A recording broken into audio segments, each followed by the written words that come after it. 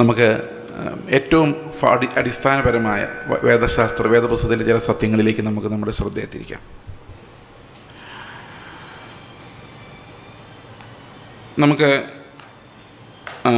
നമുക്കറിയാം, വേദപുസ്തകത്തിലെ കൽപ്പനകൾ അനുസരിക്കുക എന്നുള്ളത് വലിയ പാടാണെന്ന് മാത്രമല്ല, ഇത് അനുസരിക്കുന്നവർ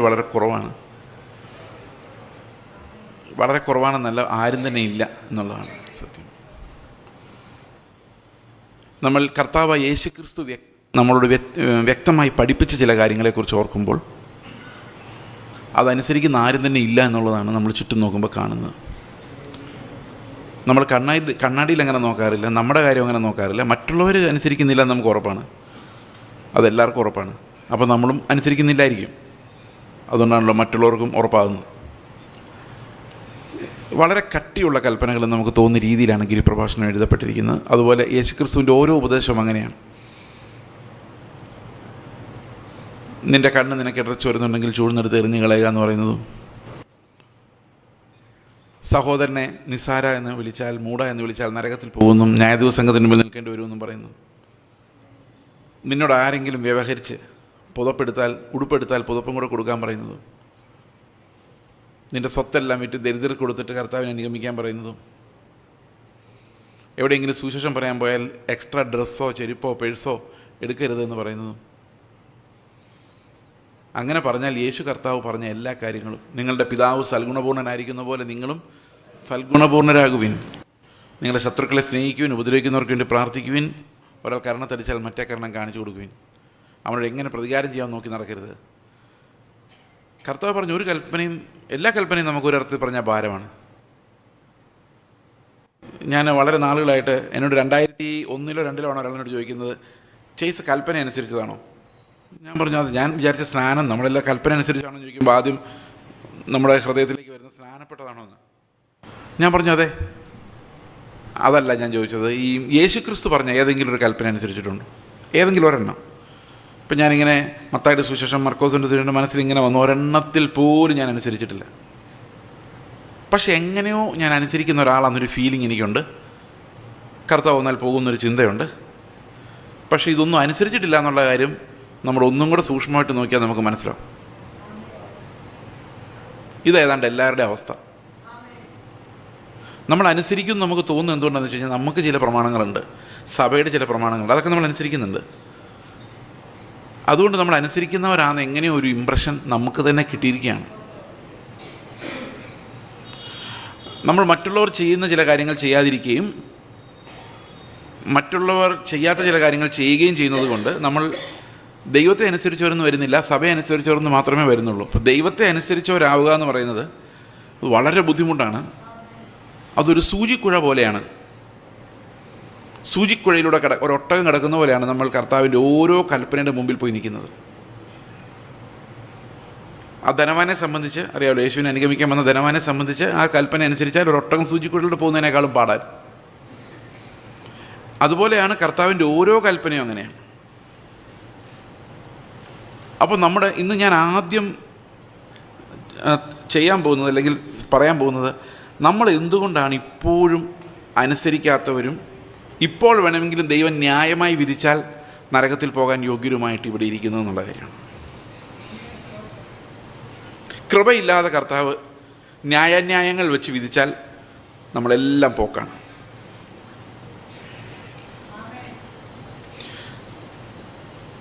ഇത് നമ്മൾ അനുസരിച്ചു എന്നുള്ളതിൻ്റെ പേരിൽ നമ്മൾ ഉണ്ടാക്കിയെടുക്കുന്ന സ്വയനീതീകരണം. ഞാൻ കൊള്ളാം, അല്ലെങ്കിൽ അത് ഞാൻ ചെയ്തല്ലോ, വേറെ ആരും ചെയ്തില്ലല്ലോ, ഞാൻ ഇത്രയും ചെയ്യാൻ എന്നെക്കൊണ്ട് പറ്റിയല്ലോ, ഇതൊക്കെ നമ്മൾ സ്വയം നമ്മളെ റൈച്ചസ് ആക്കാൻ വേണ്ടി നമ്മൾ തന്നെ സിംഹാസനത്തിൽ ഇരുന്നു കൊണ്ട് നമ്മൾ നീതിമാനെന്ന് വരുത്താൻ മാത്രമേ ഈ പ്രവൃത്തികൾ കൊണ്ട് പ്രയോജനമുള്ളൂ.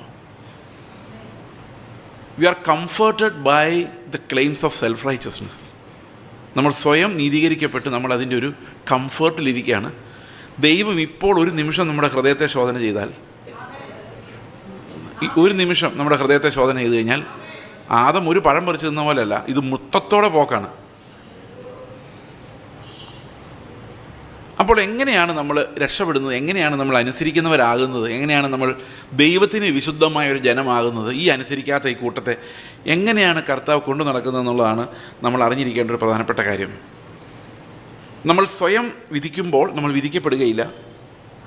നമ്മൾ മറ്റുള്ളവരെ വിധിച്ചാൽ നമ്മൾ വിധിക്കപ്പെടും. അതേ വിധിയാൽ നമുക്കും വിധിക്കപ്പെടും. എന്നാൽ നമ്മൾ നമ്മെ തന്നെ വിധിച്ചാൽ വിധിക്കപ്പെടുകയില്ല. അപ്പോൾ ഇന്ന് നമ്മൾ ആദ്യം ചെയ്യുന്ന നമ്മളെ തന്നെ കാണുകയാണ്.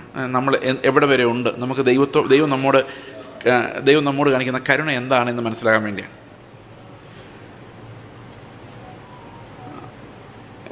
അപ്പോസ്തല പ്രവൃത്തികൾ 2-ാം അധ്യായത്തിൻ്റെ 38-ാം വാക്യത്തിൽ ഹൃദയത്തിൽ കുത്തുകൊണ്ട പുരുഷാരത്തോട് പത്രോസ് പറയുന്ന ചില കാര്യങ്ങളുണ്ട്. അവിടെ പറയും, നിങ്ങൾ ഓരോരുത്തരും മാനസാന്തരപ്പെട്ട് നിങ്ങളുടെ പാപങ്ങളുടെ മോചനത്തിനായി യേശുക്രിസ്തുവിൻ്റെ നാമത്തിൽ സ്നാനമേൽക്കുവിൻ, എന്നാൽ പരിശുദ്ധാത്മാവ് എന്ന ദാനം ലഭിക്കും. 3 കാര്യങ്ങൾ അവിടെ ഉള്ളത്: മാനസാന്തരം, സ്നാനം, പരിശുദ്ധാത്മദാനം. 40-ാമത്തെ വാക്യം വായിക്കുമ്പോൾ മറ്റ് പല വചനങ്ങളാൽ അവൻ അവരെ പ്രബോധിപ്പിച്ചു, ഈ വക്രതയുള്ള തലമുറയിൽ നിന്ന് രക്ഷിക്കപ്പെടുവിൻ എന്ന് അവരോട് പറഞ്ഞു. അതിനാണ് വേർപാടെന്ന് പറയുന്നത്. ഈ വക്രതയുള്ള തലമുറ എങ്ങനെയാണോ പെരുമാറുന്നത് അങ്ങനെ നമ്മൾ പെരുമാറാൻ പാടില്ല. നമ്മൾ അവരിൽ നിന്നും സെപ്പറേറ്റ് ആയിരിക്കണം. അതാണ് 4-ാമത്തെ കാര്യം. അപ്പോൾ ഇത്രയാവുമ്പോൾ ഒരു സഭയായി. ഒരു സഭ ഒരു സ്ഥലത്ത് ഉണ്ടാകണമെങ്കിൽ എന്തെല്ലാം വേണം? ആളുകൾ മാനസാന്തരപ്പെടണം, സ്നാനപ്പെടണം, ആത്മാവിനെ ലഭിക്കണം, പിന്നെ വേർപെടണം. ഇത്രയായി കഴിയുമ്പോൾ അവർ ഒരു സഭയായി. വേർപാടെന്ന് പറഞ്ഞു കഴിഞ്ഞാൽ എന്താണ്? വേർപാടെന്ന് പറയുന്നത് നമ്മൾ പെട്ടെന്ന് മനസ്സിലാക്കുന്നത് പുറമേ ഉള്ള കാര്യം. പക്ഷെ ആന്തരികമായൊരു വേർപാടുണ്ട്. ഈ ആന്തരികമായ വേർപാടെന്ന് പറഞ്ഞാൽ എന്താണ്? എല്ലാവരും പൈസ എങ്ങനെ ഉണ്ടാക്കാമെന്ന് ആലോചിക്കുമ്പോൾ ഞാൻ കർത്താവിനെ എങ്ങനെ പ്രസാദിപ്പിക്കാൻ നോക്കുന്നു. ആ വേർപാട് നമുക്കുണ്ടോ? എല്ലാവരും ഒരു മനുഷ്യനെ കാണുമ്പോൾ അവനിൽ നിന്ന് എങ്ങനെ മാക്സിമം ഊറ്റാം എന്ന് ചിന്തിക്കുമ്പോൾ ഞാൻ ചിന്തിക്കുന്നത് എൻ്റെ കയ്യിലുള്ളത് ഊറ്റിക്കൊടുത്ത് അവനെ എങ്ങനെ രക്ഷിക്കാം. ഇതാണ് വേർപാട്. വേർപാടുണ്ടോ?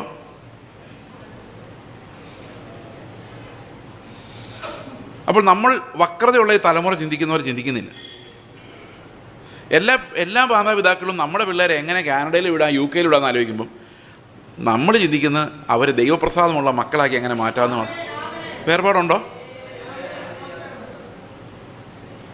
നമ്മൾ ചിന്തിക്കുന്ന വേർപാട് അപ്പിയറൻസിലുള്ള വേർപാട്. എന്നാൽ ദൈവം ഹൃദയത്തെ നോക്കുന്നുണ്ട്. ഈ ഹൃദയം നാട്ടുകാരുടെ അതേ ഹൃദയം പോലാണോ നമ്മുടെ ഹൃദയം എന്നുള്ളതാണ് ശരിക്കും അവിടുത്തെ ചോദ്യം. അപ്പോൾ വക്രതയുള്ള തലമുറയിൽ നിന്നും രക്ഷിക്കപ്പെടണം. അവരുടെ സ്വഭാവങ്ങളിൽ നിന്നും നമ്മൾ രക്ഷിക്കപ്പെടണം. അവരെ പോലെ ആകരുത്. 42-ാമത്തെ വാക്യം വരുമ്പോൾ അവിടെ സഭ തുടങ്ങിക്കഴിഞ്ഞു. സഭ തുടങ്ങിക്കഴിഞ്ഞ ശേഷം സഭയ്ക്കകത്ത് നടക്കുന്ന 4 കാര്യങ്ങളാണ്. എന്തൊക്കെയാണത്? ആദ്യത്തെ 4 കാര്യങ്ങൾ എന്ന് പറയുന്നത് സഭ തുടങ്ങാൻ വേണ്ടിയുള്ള കാര്യങ്ങളാണ്. എന്നാൽ രണ്ടാമത്തെ 4 കാര്യങ്ങൾ സഭ തുടങ്ങിയ ശേഷം സഭയ്ക്കകത്ത് നടക്കുന്ന കാര്യങ്ങൾ. എന്തൊക്കെയത്? അവർ അപ്പോസ്തലന്മാരുടെ ഉപദേശം കേൾക്കുകയും കൂട്ടായ്മ ആചരിക്കുകയും അപ്പം നുറുക്കുകയും പ്രാർത്ഥന കഴിക്കുകയും ചെയ്തു പോകുന്നു. അപ്പോൾ അതിൽ ഈ 4 എണ്ണത്തിൽ ഒന്നാമത്തെ എന്താണ്? അപ്പോസ്തലന്മാരുടെ ഉപദേശങ്ങൾ. ഈ അപ്പോസ്തലന്മാരുടെ ഉപദേശം നിങ്ങൾക്ക് എവിടെ കിട്ടും? ഇപ്പം എല്ലാവരും ബൈബിൾ ഇങ്ങനെ മടക്കി പിടിക്കാൻ അറിയാവുന്നവരെല്ലാം അപ്പോസ്തലന്മാരാണ്. പക്ഷെ ഉപദേശം തരുന്ന അപ്പോസ്തലന്മാരെന്ന് പറയുന്നത് ഇപ്പോൾ ഇല്ല, ഇന്നില്ല. അത് അന്നേ ഉണ്ടായിരുന്നുള്ളൂ. അതായത് ഉപദേശം തരാൻ അവർക്ക് മാത്രമേ പറ്റുള്ളൂ. അതുകൊണ്ടാണ് ബൈബിൾ കംപ്ലീറ്റ് ആയി നമ്മൾ പറയുന്നത്. ഇന്നും അതുപോലുള്ള അപ്പോസ്തലന്മാരുണ്ടെങ്കിൽ അവർ പറയുന്ന എല്ലാം കൂടെ നമ്മൾ അടുത്ത പുസ്തകമായിട്ട് ഇറക്കിക്കൊണ്ടിരിക്കേണ്ടി വന്നേ. കാരണം ദൈവത്തിൻ്റെ കാനോൻ, ദൈവിക നിയമങ്ങളുടെ കാനോൻ പൂർത്തിയായത് അപ്പോസ്തലന്മാരുടെ മരണത്തോടെയാണ്. യോഹന്നാൻ എന്ന അവസാനത്തെ അപ്പോസ്തലൻ മരിക്കുന്നതോടെ ഇനി അപ്പോസ്തലന്മാരാരുമില്ല. യേശു ക്രിസ്തുവിനെ നേരിട്ട് കണ്ട ആരുമില്ല. യേശു ക്രിസ്തുവിൽ നിന്ന് ഡയറക്റ്റ് കമ്മീഷനിങ് പ്രാപിച്ച ആരുമില്ല. കർത്താവ് തിരഞ്ഞെടുത്ത 70 അപ്പോസ്തലന്മാരിൽപ്പെട്ട ആരും ജീവിച്ചിരിപ്പില്ല. എല്ലാവരും AD 100 തീർന്നു. അതിനുശേഷമുള്ള ഒരു എഴുത്തുകളും വേദപുസ്തകത്തിലില്ല. അപ്പോൾ വെളിപ്പാട് പുസ്തകം, യോഹന്നാൻ്റെ ലേഖനം, യോഹന്നാൻ്റെ സുവിശേഷം, ഈ ലേഖനങ്ങളോടുകൂടി, ഈ എഴുത്തുകളോടുകൂടി വേദപുസ്തകം തീർന്നു. അപ്പോൾ നമ്മൾ അപ്പോസ്തലന്മാരുടെ ഉപദേശം പഠിപ്പിക്കുന്ന ആ പുസ്തകങ്ങൾ വെളിപ്പാട് പുസ്തകത്തോടെ അവസാനിച്ചു. ഇനി ആ രീതിയിലുള്ള അപ്പോസ്തലന്മാർ ഒരിക്കലും ഉണ്ടാവുകയില്ല. അപ്പോസ്തലിക അധികാരമുള്ള, നിങ്ങൾ ഇങ്ങനെ ചെയ്യുന്നതാണ് ശരിയെന്ന് ദൈവം പറയുന്നു എന്ന് പറയാൻ അധികാരമുള്ള ആരുമില്ല. ഇപ്പം ഞാനിവിടെ നിന്ന് പ്രസംഗിച്ചാലും ആ അപ്പോസ്തലന്മാർ വെളിപ്പെടുത്തിയ കാര്യങ്ങളിൽ നിന്നേ എനിക്ക് സംസാരിക്കാൻ പറ്റുകയുള്ളൂ. ലോകത്തിൽ ഏത് ശുശ്രൂഷകൻ വന്നാലും അവർക്ക് ഈ ബൈബിൾ എന്ന ആധാര ഗ്രന്ഥത്തിന് മുകളിൽ വേർന്ന് പഠിപ്പിക്കാൻ അധികാരമില്ല. അപ്പോൾ അപ്പോസ്തലന്മാരുടെ ഉപദേശം എന്ന് പറയുന്നത് ഇന്ന് കാണുന്ന ആളുകളുടെ ഉപദേശമല്ല, എൻ്റെ ഉപദേശമല്ല, ഇവിടെ കാണുന്ന ഒരു അപ്പോസ്തലൻ എന്ന് സ്വയം പറയുന്ന ആരുടെയും ഉപദേശമല്ല.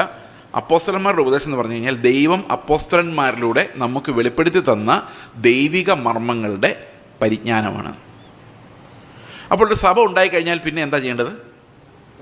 ആ സഭയിൽ അപ്പോസ്തലന്മാരുടെ ഉപദേശം പഠിക്കണം. അതായത് റോമാ ലേഖനം 1-ാം അധ്യായം 1-ാം വാക്യം മുതൽ യൂദായുടെ ലേഖനം അവസാനത്തെ വാക്യം വരെ നമ്മൾ ഈ ലോകത്ത് ജീവിച്ചിരിക്കുമ്പോൾ നമ്മൾ അനുഷ്ഠിക്കേണ്ട വിശ്വാസ രൂപങ്ങളുടെ വിശദീകരണമാണ്. ഇത് ഓരോ സഭയിലും പഠിച്ചേ പറ്റുള്ളൂ. പഠിച്ചില്ലെങ്കിൽ എന്ത് സംഭവിക്കുന്നു വെച്ച് കഴിഞ്ഞാൽ ഒത്തിരി പരിജ്ഞാനമില്ലാത്ത കുഞ്ഞുങ്ങളും സഹോദരങ്ങളും ശുശ്രൂഷകരൊക്കെ നമുക്കുണ്ടാവും. കഴിഞ്ഞ ദിവസം IPCയിലെ ഒരു ശുശ്രൂഷകനോട് എൻ്റെ ഒരു സഹോദരൻ പറഞ്ഞു, അങ്ങ് ക്ഷമിക്ക് പാസ്റ്ററെ, വിട്ടുകള, കർത്താവ് നമ്മൾ ക്ഷമിക്കാനല്ലേ പറഞ്ഞിരിക്കുന്നത് വെച്ചാൽ പറയാം, അത് യേശുക്രിസ്തു യഹൂദന്മാരോട് പറഞ്ഞതാണ്. എന്തുകൊണ്ട് അങ്ങനെ പറഞ്ഞെന്നറിയോ? ഇവിടെ ഗേറ്റ് മിനിസ്ട്രീസ് എന്നും പറഞ്ഞൊരു തട്ടിപ്പ് സംഘം വന്നിറങ്ങിയിട്ടുണ്ട്. ഹൈപ്പർ ഡിസ്പെൻസേഷനലിസം എന്ന് പറയും. നിങ്ങൾക്ക് മിക്കവാറും ഗേറ്റ് മിനിസ്ട്രി ഇപ്പോൾ പേരൊക്കെ അവർ മാറ്റിക്കാണും. ഗേറ്റ് കൾട്ടാന്ന് മനസ്സിലായതുകൊണ്ട് അതെനിക്കറിയത്തില്ല, ഈ കൾട്ടുകൾ ഇങ്ങനെ പേര് മാറ്റിക്കൊണ്ടിരിക്കും. അവർ പറയുന്ന പൗലോസ് പറയുന്ന മാത്രം നമ്മൾ കേൾക്കേണ്ട കാര്യമുള്ളൂ. അത് റോമാ ലേഖനം മുതൽ ഫിലമോൻ്റെ ലേഖനം വരെയാണ്. ബാക്കിയുള്ള ഒന്നും നമുക്കുള്ളതല്ല. അപ്പോൾ അതിനർത്ഥം ബൈബിൾ മുഴുവൻ അവർ നമ്മൾ എടുക്കാനോ വായിക്കാനോ അനുവദിക്കുന്നില്ല. യേശു ക്രിസ്തു ഒരു യഹൂദ ടീച്ചറാണ്. അവരുടെ ട്രാക്റ്റ് എന്തെങ്കിലുണ്ട്. ഇവരുടെ യൂട്യൂബിലൂടെ ഉള്ളത് കേൾക്കുന്ന അദ്ദേഹം ഖത്തർ ചർച്ച് ഓഫ് ഗോഡിലുണ്ടായിരുന്ന ഒരു വിശ്വാസിയാണ് തുടങ്ങി വെച്ചത്. ഇത് കേൾക്കുന്നത് ഒരു പാസ്റ്റർമാരുണ്ട്. ഇവർ വിവേചിക്കുന്നില്ല. കാരണം ഈ അപ്പോസ്തലിക ഉപദേശം അറിയില്ല, ഉപദേശം പഠിക്കുന്നില്ല. നമ്മൾ ബൈബിൾ കോളേജ് പഠിച്ചു. ഞാൻ 3 വർഷം ബൈബിൾ കോളേജ് പഠിച്ചതാണ്. AGയുടെ ബൈബിൾ കോളേജാണ് ഞാൻ പഠിച്ചത്. പഠിക്കുമ്പോൾ ശരിയാണ്, നമ്മൾ പരീക്ഷയ്ക്ക് പഠിച്ചതല്ല നമ്മൾ ഓർക്കുന്നുണ്ടോ? പരീക്ഷയ്ക്ക് നമ്മൾ പഠിച്ചു, പാസ്സായി. 10ാം ക്ലാസ്സിലെ പരീക്ഷയ്ക്ക് ഹിന്ദിയിൽ ചോദ്യം ചോദിച്ചാൽ എന്തായിരുന്നു വല്ല ഓർമ്മയുണ്ടോ നിങ്ങൾക്ക്? എന്നാൽ 4, 3, 7 നമുക്ക് ഓർമ്മയുണ്ട്, ശരിയല്ലേ? എന്നാൽ 10ാം ക്ലാസ്സിലെ സിലബസിലെ വല്ല ഓർക്കുന്നുണ്ടോ? ഒരു ചോദ്യം ഇപ്പോൾ ചോദിച്ചാൽ നമ്മൾ എഴുതുമോ? അപ്പോൾ പഠിക്കുന്നതുകൊണ്ടൊന്നും വലിയ കാര്യമില്ല. സന്തോഷമായില്ലേ? ഒരു കാര്യമില്ല. കാരണം അത് ആ എക്സാം കഴിയുമ്പോൾ നമ്മൾ വിട്ടു. മെയ് മാസം ആകുമ്പോൾ അന്നത്തെ കാലമാണെങ്കിൽ അത് വിറ്റ് കപ്പലണ്ടി മേടിക്കും, പുസ്തകങ്ങൾ വിറ്റ് കപ്പലണ്ടി മേടിക്കുന്ന ആ പരിപാടി തീർന്നു. പിന്നെ നമ്മൾ A+B Y അതൊന്നും അതിനകത്ത് രക്ഷപ്പെട്ടല്ലോ എന്നും പറഞ്ഞുകൊണ്ട് നമ്മൾ ഓടി രക്ഷപ്പെട്ട പോകുന്നു. ഇതുപോലെ ബൈബിൾ കോളേജിൽ നിന്ന് എങ്ങനെയെങ്കിലും ഗ്രാജുവേറ്റ് ചെയ്ത് കഴിയുമ്പോൾ നമ്മുടെ തലയ്ക്കകത്ത് നിന്ന് അതുവരെ പഠിച്ച എല്ലാം അപ്രത്യക്ഷമാവും. എല്ലാവർക്കും അല്ല, വലിയൊരു പങ്കാളികൾക്ക്. പിന്നെ അവരാകെ പ്രസംഗിക്കുന്നത് എന്നാണെന്നറിയാമോ? നിങ്ങളുടെ വിഷയങ്ങളുടെ മേലിറങ്ങി വരുന്ന ദൈവം. എന്തു പറഞ്ഞാലും, ഞാനിപ്പോൾ കർത്താവിനെക്കുറിച്ചും രക്ഷയെക്കുറിച്ചൊക്കെ പറഞ്ഞാൽ അവസാനം നിങ്ങളൊന്ന് എക്സൈറ്റഡ് ആയിട്ട് അന്യഭാഷ പറയണമെങ്കിൽ ഞാൻ ഉടനെ വിഷയങ്ങളുടെ നടുവിൽ ഇറങ്ങി വരുന്നതെന്ന് പറയണം. അല്ലെങ്കിൽ നിങ്ങൾ ആരും അനങ്ങാൻ പോകുന്നില്ല. കാരണം ഉപജീവന ചിന്തകളിൽ നമ്മൾ കുരുങ്ങിയതുകൊണ്ട് ആ പ്രസംഗങ്ങളും ശുശ്രൂഷകളും പ്രവചനങ്ങളും എല്ലാം ഈ ഉപജീവന ചിന്തകളെ സംബന്ധിക്കുന്നതാണ്.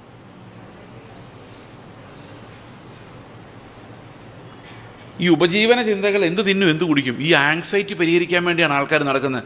കർത്താവ് പറഞ്ഞു, നിങ്ങൾ അതിനെക്കുറിച്ച് വിചാരപ്പെടരുത്, നാട്ടുകാർ വിചാരപ്പെടുന്ന പോലെ. ഈ വിചാരം ഉള്ളതുകൊണ്ടാണ് പ്രവാചക എന്താവും ചോദിച്ചുകൊണ്ട് നടക്കുന്നത്. കാരണം എന്താ? വിചാരമാണ് മൊത്തം. വിശ്വസിക്കാൻ പറ്റുന്നില്ല. അവിശ്വാസവും കോട്ടവുമുള്ളൊരു തലമുറ പിന്നെയും അടയാളങ്ങൾ അന്വേഷിച്ചുകൊണ്ട് നടക്കുകയാണ്. അപ്പോൾ എന്താണ് ഈ അപ്പോസ്തലന്മാരുടെ ഉപദേശം? എന്താണ് ഇതിൻ്റെ പ്രധാന ഘടകങ്ങൾ? നമുക്കൊന്ന് നോക്കാം. ഇത് ലോകത്തുള്ള എല്ലാ ക്രിസ്ത്യൻ ചർച്ചുകൾക്കും ഒന്ന് തന്നെയാണ്, ഫൗണ്ടേഷൻസ്. പിന്നെ ബൈബിൾ എലോൺ എന്ന് പറയുന്ന സഭകൾക്ക് മാത്രമേ ഉള്ളൂ കേട്ടോ, അല്ല കാത്തലിക്സിനും ഓർത്തഡോക്സുകാർക്കും ഒന്നുമില്ല. ബൈബിൾ എലോൺ എന്ന് വാഗൊണ്ടെങ്കിലും പറയുന്നവർക്ക് എല്ലാം അടിസ്ഥാനമായിട്ടുള്ള കാര്യങ്ങളാണ്. റോമാലേഖനം മുതൽ യൂദായുടെ ലേഖനം വരെയുള്ള അപ്പോസ്റ്റലിക് ഡോക്ട്രിൻസ്, അപ്പോസ്റ്റലിക് ഉപദേശം. അപ്പോസ്തലന്മാരുടെ ഉപദേശം കേട്ടും, അത് കേട്ടേ പറ്റുള്ളൂ. അപ്പം ചില ആൾക്കാർ പറയുന്നത്, അപ്പോൾ പുതിയ നിയമത്തിൽ നിന്ന് മാത്രം പ്രസംഗിച്ചാൽ മതിയോ, പഴയ നിയമത്തിൽ നിന്ന് പ്രസംഗിക്കേണ്ടതെന്നാണ്. പഴയ നിയമത്തിൽ പ്രസംഗിക്കണം, പക്ഷേ ഇത് വായിച്ചിട്ട് അത് വായിക്കാവുള്ളൂ. അതിൻ്റെ കാരണം എന്താണെന്ന് വെച്ച് കഴിഞ്ഞാൽ, പഴയ നിയമം 2 രീതിയിൽ വായിക്കാം. ഒന്ന്, യേശുക്രിസ്തുവും അപ്പോസ്തലന്മാരും പഴയ നിയമം വായിച്ചതുപോലെ വായിക്കാം. അതല്ലെങ്കിൽ യഹൂദന്മാർ പഴയ നിയമം വായിച്ച പോലെ വായിക്കാം. നിങ്ങൾക്ക് ആര് വായിക്കുന്ന പോലെ വായിക്കാനാണ് ഇഷ്ടം? അപ്പോൾ ആദ്യം നമ്മൾ യേശു ശിഷ്യന്മാർ എങ്ങനെ വായിച്ചെന്ന് മനസ്സിലാക്കണ്ടേ? അപ്പോൾ ആദ്യം നമ്മൾ പുതിയ നിയമത്തിൻ്റെ ഉപദേശങ്ങൾ മനസ്സിലാക്കിയ ശേഷം നമ്മൾ പഴയ നിയമം വായിക്കുമ്പോഴാണ് നമുക്ക് യഥാർത്ഥ വെളിച്ചം വന്ന ശേഷം നമ്മളത് തിരിഞ്ഞു നോക്കുമ്പോൾ നമുക്ക് അതിനകത്ത് എല്ലാം ക്ലാരിറ്റി കിട്ടും. ഞാനൊരു ഉദാഹരണം പറയാം. നമ്മൾ സാധാരണ പ്രോസ്പെരിറ്റി വാക്യങ്ങളെല്ലാം ഉദ്ധരിക്കുന്ന പഴയ നിയമത്തിൽ നിന്നാണ്, പുതിയ നിയമത്തിൽ നിന്നല്ല. ശരിയല്ലേ? നിന്നെ അനുഗ്രഹിക്കും, നിന്നെ അങ്ങനെയൊക്കെ പറയുന്നത് അല്ലേ പഴയ നിയമത്തിൽ നിന്നല്ലേ? ഈ പഴയ നിയമത്തിലെ ആൾക്കാർക്ക് എന്തെങ്കിലും അനുഗ്രഹം കിട്ടിയതായിട്ട് അറിയാമോ? പഴയ നിയമം വായിക്കുമ്പോൾ അബ്രഹാം ഭയങ്കര അനുഗ്രഹിക്കപ്പെട്ട് നമ്മൾ കാണുന്നത്. എന്നാൽ പുതിയ നിയമം വായിക്കുമ്പോൾ എന്താ കാണുന്നത്? അവൻ കൂടാരം അടിച്ച് പാർത്തു. ദൈവം ശില്പിയായി പണിയുന്ന അടിസ്ഥാനമുള്ളൊരു നഗരം ഉണ്ട് എന്ന് വിശ്വസിച്ചവൻ കൂടാരംവാസിയായിട്ട് ഇവിടെ താമസിച്ചെന്നാണ് പറയുന്നത്. ഇനി ഹാബേലിൻ്റെ കാര്യം ആലോചിച്ച് നോക്കി. ആദ്യത്തെ വിശുദ്ധൻ എന്ന് വേണം നമുക്ക് പറയാം. ഹാബേൽ നല്ലൊരു യാഗം കഴിച്ച ഹാബേലിന് ദീർഘായുസ് കിട്ടിയോ? എന്തേലും കാശ് കിട്ടിയോ? പിള്ളേർ അമേരിക്ക പോയോ? അവരെ ദൈവം $1 കൊടുത്ത് മാനിച്ചോ ഹാബേലിനെ? എന്ത് സംഭവിച്ചു ഹാബേലിനെ? അപ്പം തന്നെ മരിച്ചുപോയി. പഴയ നിയമത്തിൽ അനുഗ്രഹങ്ങളുടെ കഥയാണ്. പുതിയ നിയമം വായിച്ചിട്ടൊന്ന് വായിച്ചു നോക്കിയാൽ മനസ്സിലാവും. മോശ എന്താ പ്രാപിച്ചത്? കനാൻ ദേശത്ത് മോശ എത്തിയില്ല. നിയമം കൊടുത്തയാൾ സ്വർഗത്തിലെത്തി. കാരണം മറുപടി യേശുവിൻ്റെ അടുത്ത് സംസാരിക്കുന്നുണ്ട്. അപ്പോൾ സ്വർഗത്തിലെത്തി നമുക്കറിയാം. കനാൻ ദേശത്ത് എത്തിയില്ല. ഈ ലോകത്തൊന്നും കിട്ടിയില്ല. നിങ്ങൾ പ്രവാചകന്മാരുടെ കഥ വായിച്ചു നോക്കി. ഒരൊറ്റ പ്രവാചകനും ശാന്തമായി കട്ടിലിൽ കിടന്ന് മരിച്ചിട്ടില്ല. കല്ലെറിയപ്പെടുകയും ഓടിക്കപ്പെടുകയും ഗുഹകളിൽ പോയി താമസിക്കുകയും ചെയ്തുകൊണ്ടിരുന്നു. അഭിഷേകം കിട്ടിയ ഒരൊറ്റ ആൾ പോലും സമാധാനമായി പഴയ നിയമത്തിൽ ജീവിച്ചിട്ടില്ല. ഒരു പ്രോസ്പെരിറ്റിയും കിട്ടിയിട്ടില്ല.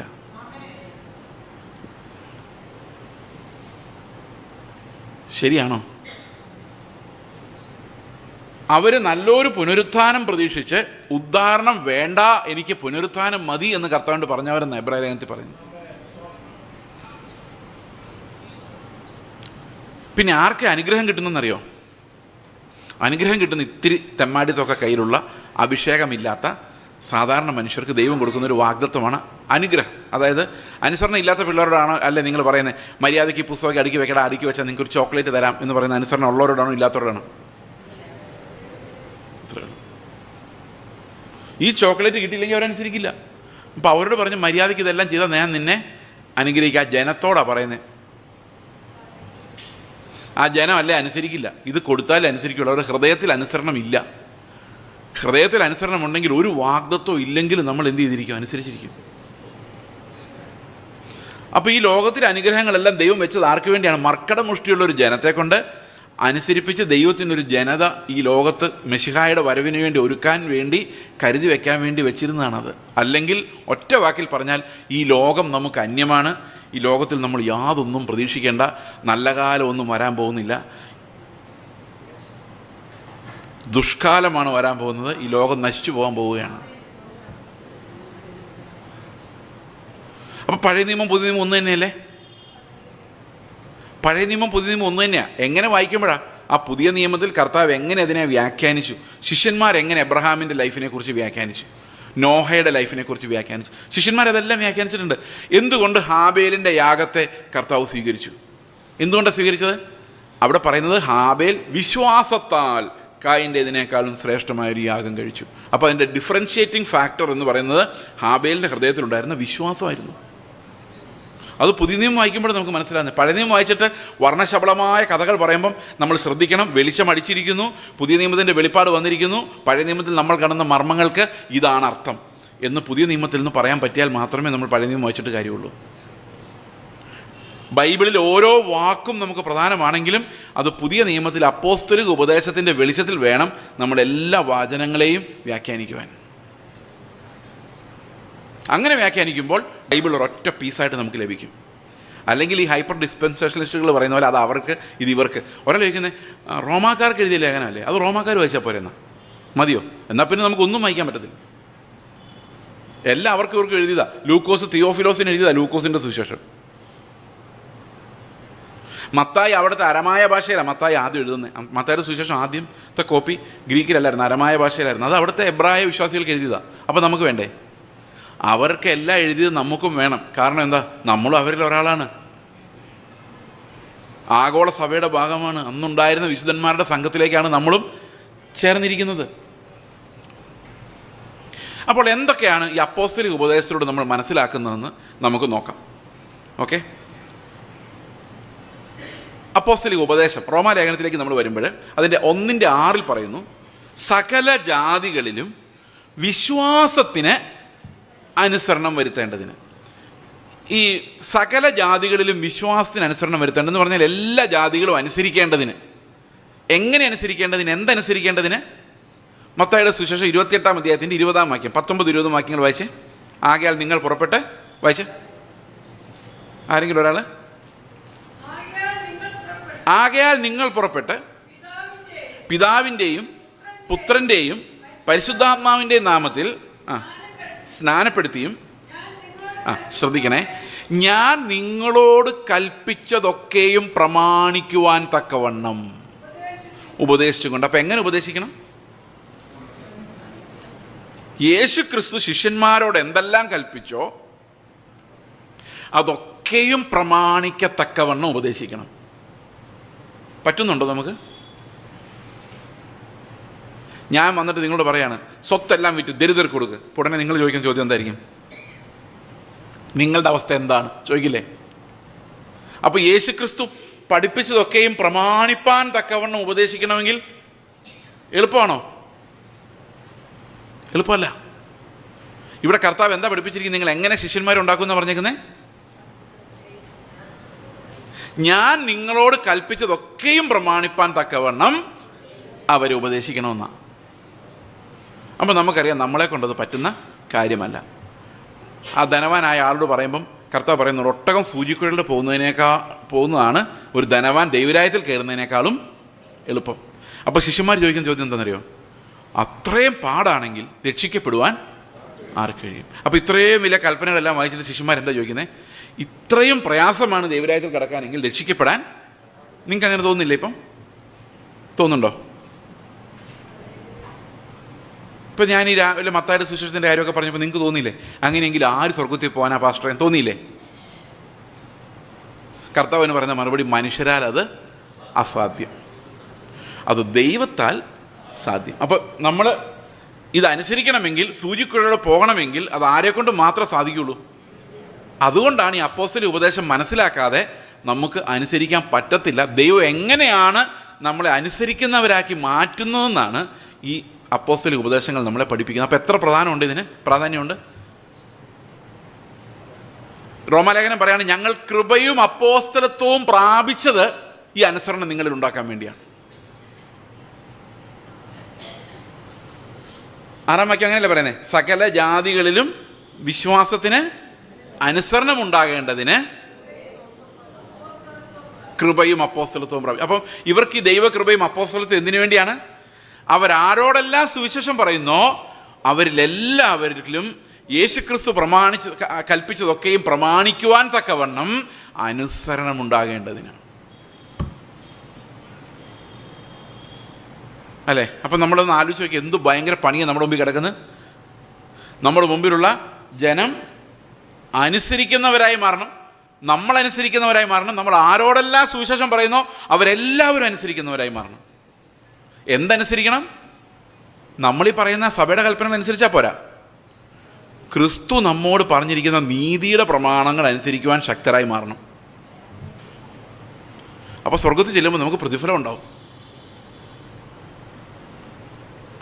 ഇന്ന് സുവിശേഷ വേല എന്ന് പറയുന്നത് നമുക്ക് രക്ഷപ്പെടാനുള്ളൊരു വഴിയായിട്ടാണ് ഈ സുവിശേഷകർ ചിന്തിക്കുന്നത്. നല്ലൊരു സഭ കിട്ടിയാൽ, നല്ലൊരു ശുശ്രൂഷ കിട്ടിയാൽ, നമ്മളെ ആൾക്കാർ വിളിച്ചാൽ, മീറ്റിംഗ് തന്നാൽ നമ്മൾ രക്ഷപ്പെടും. ഇന്ന് സുവിശേഷം പറഞ്ഞ് ഒരു കാലത്ത് തുടങ്ങി ഇതൊരു ബിസിനസ് പോലെ എന്ന് പണ്ടുള്ള എന്നോട് പറഞ്ഞിട്ടുണ്ട്. ചില ബിസിനസ്സുകൾക്ക് ജയിക്കും, ഭയങ്കര മുതലാളിമാരായ ഒരു പോകും. ഒരേപോലെ ചായക്കട തുടങ്ങിയ ആൾക്കാർ, ചില ആൾക്കാരത് 5 സ്റ്റാർ ഹോട്ടലാക്കി മാറ്റും, വേറെ ചില ആൾക്കാർ 5 വർഷം കഴിയുമ്പോൾ പൂട്ടിപ്പോകും.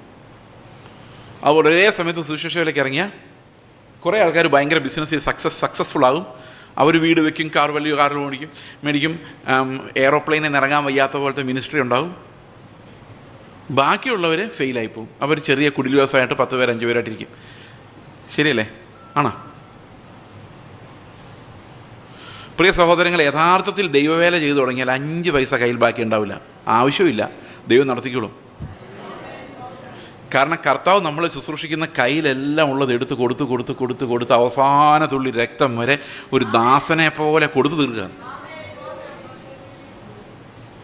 ഇപ്പോൾ സുവിശേഷ വേലയ്ക്കുള്ള വിളി എന്ന് പറഞ്ഞാൽ നമ്മുടെ കയ്യിലുള്ളതെല്ലാം തീർന്ന് നമ്മൾ മരിക്കുന്നവരെ കൊടുക്കാതിരിക്കാൻ പറ്റത്തില്ല. It's like that. ഓക്കെ. അപ്പോൾ ശരിക്കും സഭ ഒരു ശുശ്രൂഷകൻ എന്ന് പറഞ്ഞു കഴിഞ്ഞാൽ ആ ശുശ്രൂഷകൻ ദൈവത്തെയും ദൈവത്തിൻ്റെ സഭയെയും ശുശ്രൂഷിക്കാൻ തന്നെത്താൻ പാനീയാഗമായി ഒഴിച്ച് തീർത്ത് കളയുന്നവനാണ്.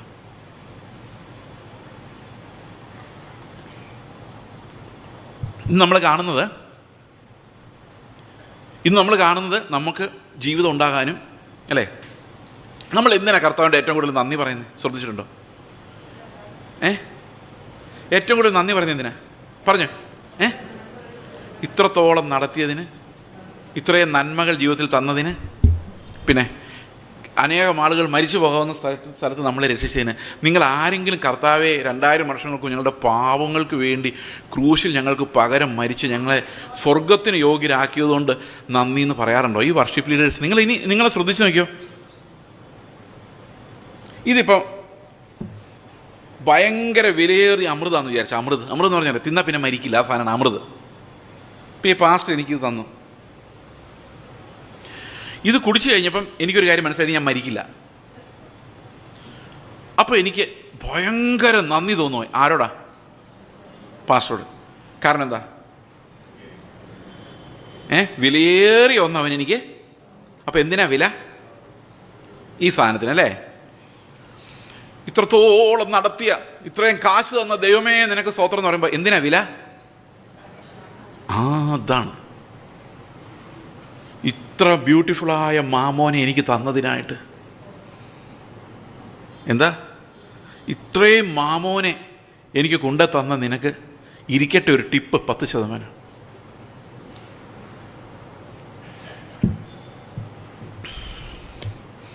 അപ്പോൾ ആരോടാ നമ്മുടെ ആരാധന, സ്നേഹം?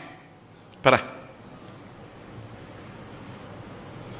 ഈ ലോകത്ത് വിശാലമായ വഴിയിലൂടെ കടക്കാൻ പറ്റിയതിന്. അനേകം ആളുകൾ ഫെയിലായി പോയെടുത്ത് ഞാൻ തലയൂരി സമാധാനമായിട്ട് കാശുണ്ടാക്കി ജീവിച്ചതിന് നന്ദി. അപ്പോൾ എൻ്റെ ജീവിതമാണ് എന്നെ സംബന്ധിച്ച് ഏറ്റവും വലിയ ഐഡൽ. അതുണ്ടാക്കി തന്ന കർത്താവിന് താങ്ക് യു. ബൈബിൾ പറയുന്നത് കർത്താവ് തന്നെയാണ് നമ്മുടെ അതിമഹത്തായ പ്രതിഫലം.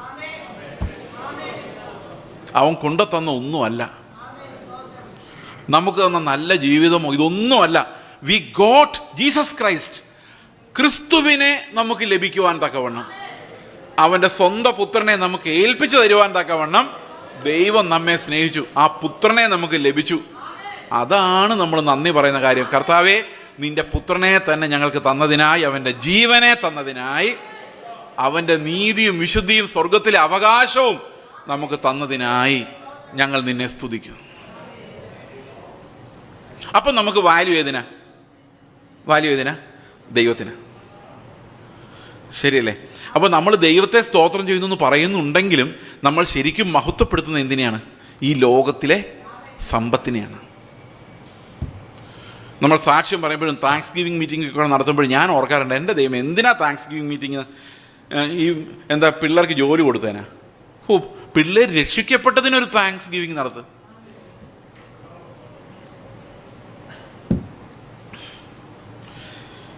ശരിക്കും നമ്മുടെ വിശ്വാസത്തെ വഴിതെറ്റിക്കുന്നത് ഈ ലോകമോഹങ്ങളും ഉപജീവന ചിന്തകളുമാണ്.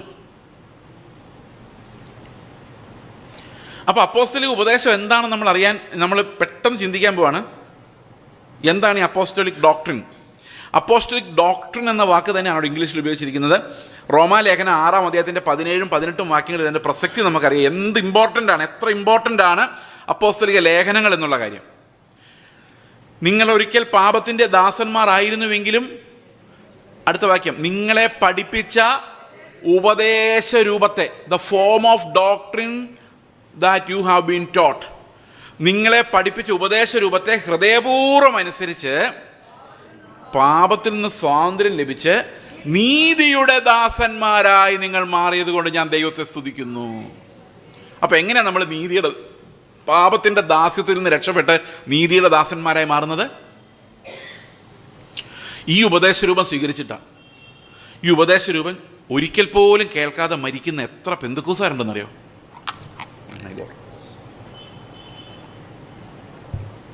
ഒരിക്കൽ പോലും അപ്പോസ്തലിക ഉപദേശരൂപം എന്താണെന്ന് മനസ്സിലാക്കാതെ എത്രയോ വർഷങ്ങൾ പെന്തക്കോസ്തുകാരായിരുന്നിട്ട് എങ്ങനെയാണ് പാപത്തിൽ നിന്ന് വിടുതൽ പ്രാപിക്കുന്നതെന്ന് എഴുതിയിരിക്കുന്നത് പോലും മനസ്സിലാക്കാതെ മരിക്കുന്നവർ. അവർ ജീവിതകാലം മുഴുവൻ കേൾക്കുന്നതെന്നറിയോ? നിങ്ങളുടെ വിഷയങ്ങളുടെ മേലിറങ്ങി വരുന്ന ദൈവം. എത്ര പ്രാവശ്യം നിങ്ങളുടെ രോഗസൗഖ്യമായാലും, നിങ്ങൾ മരിച്ചു കിടന്നിട്ട് എഴുന്നേറ്റ് വന്നാലും നിങ്ങൾ പിന്നെയും മരിക്കും. ലാസർ പിന്നെയും മരിച്ചു. പിന്നെ കർത്താവ് ഒന്നുകൂടെ എഴുന്നേൽപ്പിച്ചില്ല. നമ്മുടെ പല രോഗങ്ങളും മാറിക്കാണും. ക്യാൻസറിൽ നിന്ന് വിടുതൽ തന്ന ദൈവത്തിന് സ്തോത്രം എന്ന് പറഞ്ഞ് കരഞ്ഞ് സാക്ഷ്യം പറഞ്ഞ് അങ്ങോട്ട് പോകുമ്പോഴായിരിക്കും വണ്ടി ഇടിച്ച് മരിക്കുന്നത്, അല്ലെ കോവിഡ് പിടിച്ച് മരിക്കുന്നത്. ഒന്നിൽ നിന്ന് രക്ഷപ്പെട്ട അടുത്തതിൽ പിടിക്കും. നമ്മൾ എന്തായാലും മരിച്ചേ പറ്റൂ. അത്ര ഇഷ്ടപ്പെട്ടില്ലെന്നു അല്ലേ? എത്ര രോഗത്തിൽ നിങ്ങൾ വിടുതലെടുത്ത് പ്രാർത്ഥിച്ചാലും നിങ്ങൾക്ക് ഈ ലോകത്ത് ദീർഘായുസ് ഒരു പരിധി വരെ ഉള്ളൂ. പോക്കാണ്.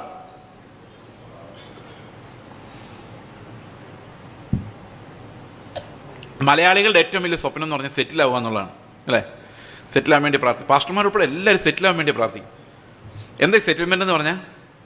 നമ്മുടെ പിള്ളേരെ നമ്മൾ ഒരിക്കലും കാണാത്ത ദൂരത്തേക്ക് ഓടിച്ചു വിടുക. നമ്മൾ വയസ്സനാം കാലത്ത് ഒരു വലിയ കെട്ടിടം പണിതിട്ട് അതിനകത്ത് അപ്പനും അമ്മയും കൂടെ അങ്ങോട്ടും ഇങ്ങോട്ടും നോക്കിയിരിക്കുക. രോഗമായി ഒരാൾ മരിച്ചു കഴിഞ്ഞാൽ മറ്റേ ആൾ ഒറ്റയ്ക്ക് മനോരമ വായിച്ചുകൊണ്ട് ഇടയ്ക്കിടയ്ക്ക് ബൈബിളിൽ വരയും വരച്ച് ഇരിക്കുക. അലറി വിളിച്ചാൽ പോലും ആരും കേൾക്കാത്ത ദൂരത്തിലൊരു വലിയ മണിമാളിക പണിത് അതിനകത്ത്. എന്താ സെറ്റിൽമെൻ്റ് അല്ലേ? ജീവിതകാലം മുഴുവൻ സെറ്റിൽമെൻറ്റിന് വേണ്ടി പ്രാർത്ഥിച്ചൊരു വീടുണ്ടാക്കി കർത്താവ് ഇന്ന് രാത്രി നിൻ്റെ പ്രാണനെ ഞാൻ ചോദിച്ചാൽ നിൻ്റെ അവസ്ഥ എന്താവും? ഇവിടെ പ്രവാചകന്മാർ വന്ന് നിനക്ക് അഭിവൃദ്ധി തരാൻ പോവാണ്, നിനക്ക് വലിയ കൊയ്ത്ത് വരാൻ പോകുമെന്ന് പറയുമ്പം കർത്താവ് ഇന്ന് ചോദിക്കുന്നൊരു ചോദ്യമുണ്ട്. ഈ പ്രവാചകന്മാരൊന്നും കർത്താവ് ഇടുന്നൊന്നുമല്ല, മിക്കതിനെ. കർത്താവ് ഇന്ന് രാത്രി നിൻ്റെ പ്രാണനെ ചോദിച്ചാൽ നിൻ്റെ അഭിവൃദ്ധിയുടെ കാര്യം എന്താകും? അടുത്ത സെപ്റ്റംബറിൽ വെച്ചിരിക്കുന്ന വിടുതലുണ്ടല്ലോ, അതിൻ്റെ അവസ്ഥ എന്താവും? ജൂണിൽ കർത്താവ് വന്നാൽ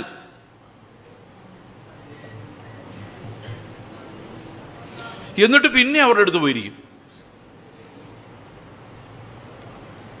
പണ്ടൊക്കെ ഞങ്ങൾക്ക് പ്രവാചകന്മാർ വരുമ്പോൾ പേടിയായിരുന്നു. ഇവരുള്ളതെല്ലാം വിളിച്ചു പറയും, പേടിയായിരുന്നു.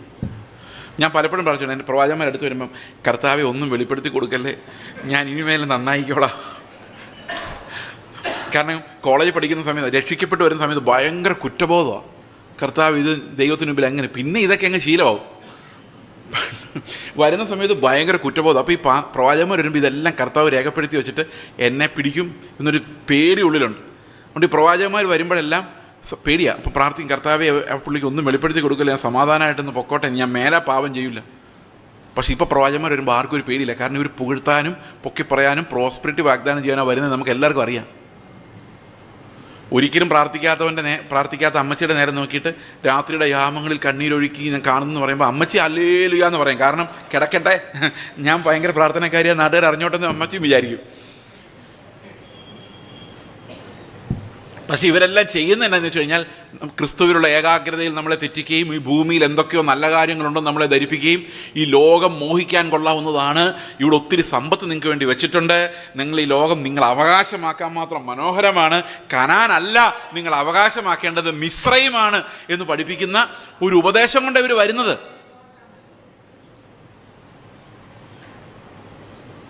പക്ഷെ അത് നമുക്കിഷ്ടമാണ്. കാരണം നമുക്ക് സ്വത്ത് ആര് തരുമെന്ന് പറഞ്ഞാൽ ഇഷ്ടമാണ്. കൊടുക്കുന്ന കാര്യം മാത്രമേ നമുക്ക് ബുദ്ധിമുട്ടുള്ളൂ. ഓക്കെ, അപ്പോൾ അപ്പോസ്തലിക ഉപദേശ രൂപം നമ്മൾ കേട്ടാൽ മനസ്സിലാക്കിയാൽ നമുക്ക് ഒരാൾ സ്റ്റേജിൽ നിന്ന് ശുശ്രൂഷിക്കുമ്പോഴേ വിവേചിക്കാം ഇത് ഏതാത്മാവിനാലാണ്. അതില്ലാത്തതുകൊണ്ടാണ് നമുക്ക് വിവേചിക്കാൻ പറ്റാത്തത്. ആര് വന്നാലും രണ്ട് വൈബ്രേഷനും രണ്ട് അന്യഭാഷ വരുമ്പോഴേക്കും നമ്മൾ വിചാരിക്കും ദൈവം പറയുന്നതാണ്. ഈ മല്ലപ്പള്ളിയിൽ അന്യഭാഷ നിങ്ങളെല്ലാം വിശ്വസിക്കരുത്, ഒത്തിരി ഡ്യൂപ്ലിക്കേറ്റ് ഇതിനകത്തുണ്ട്. അന്യാഗ്നിയുണ്ട്.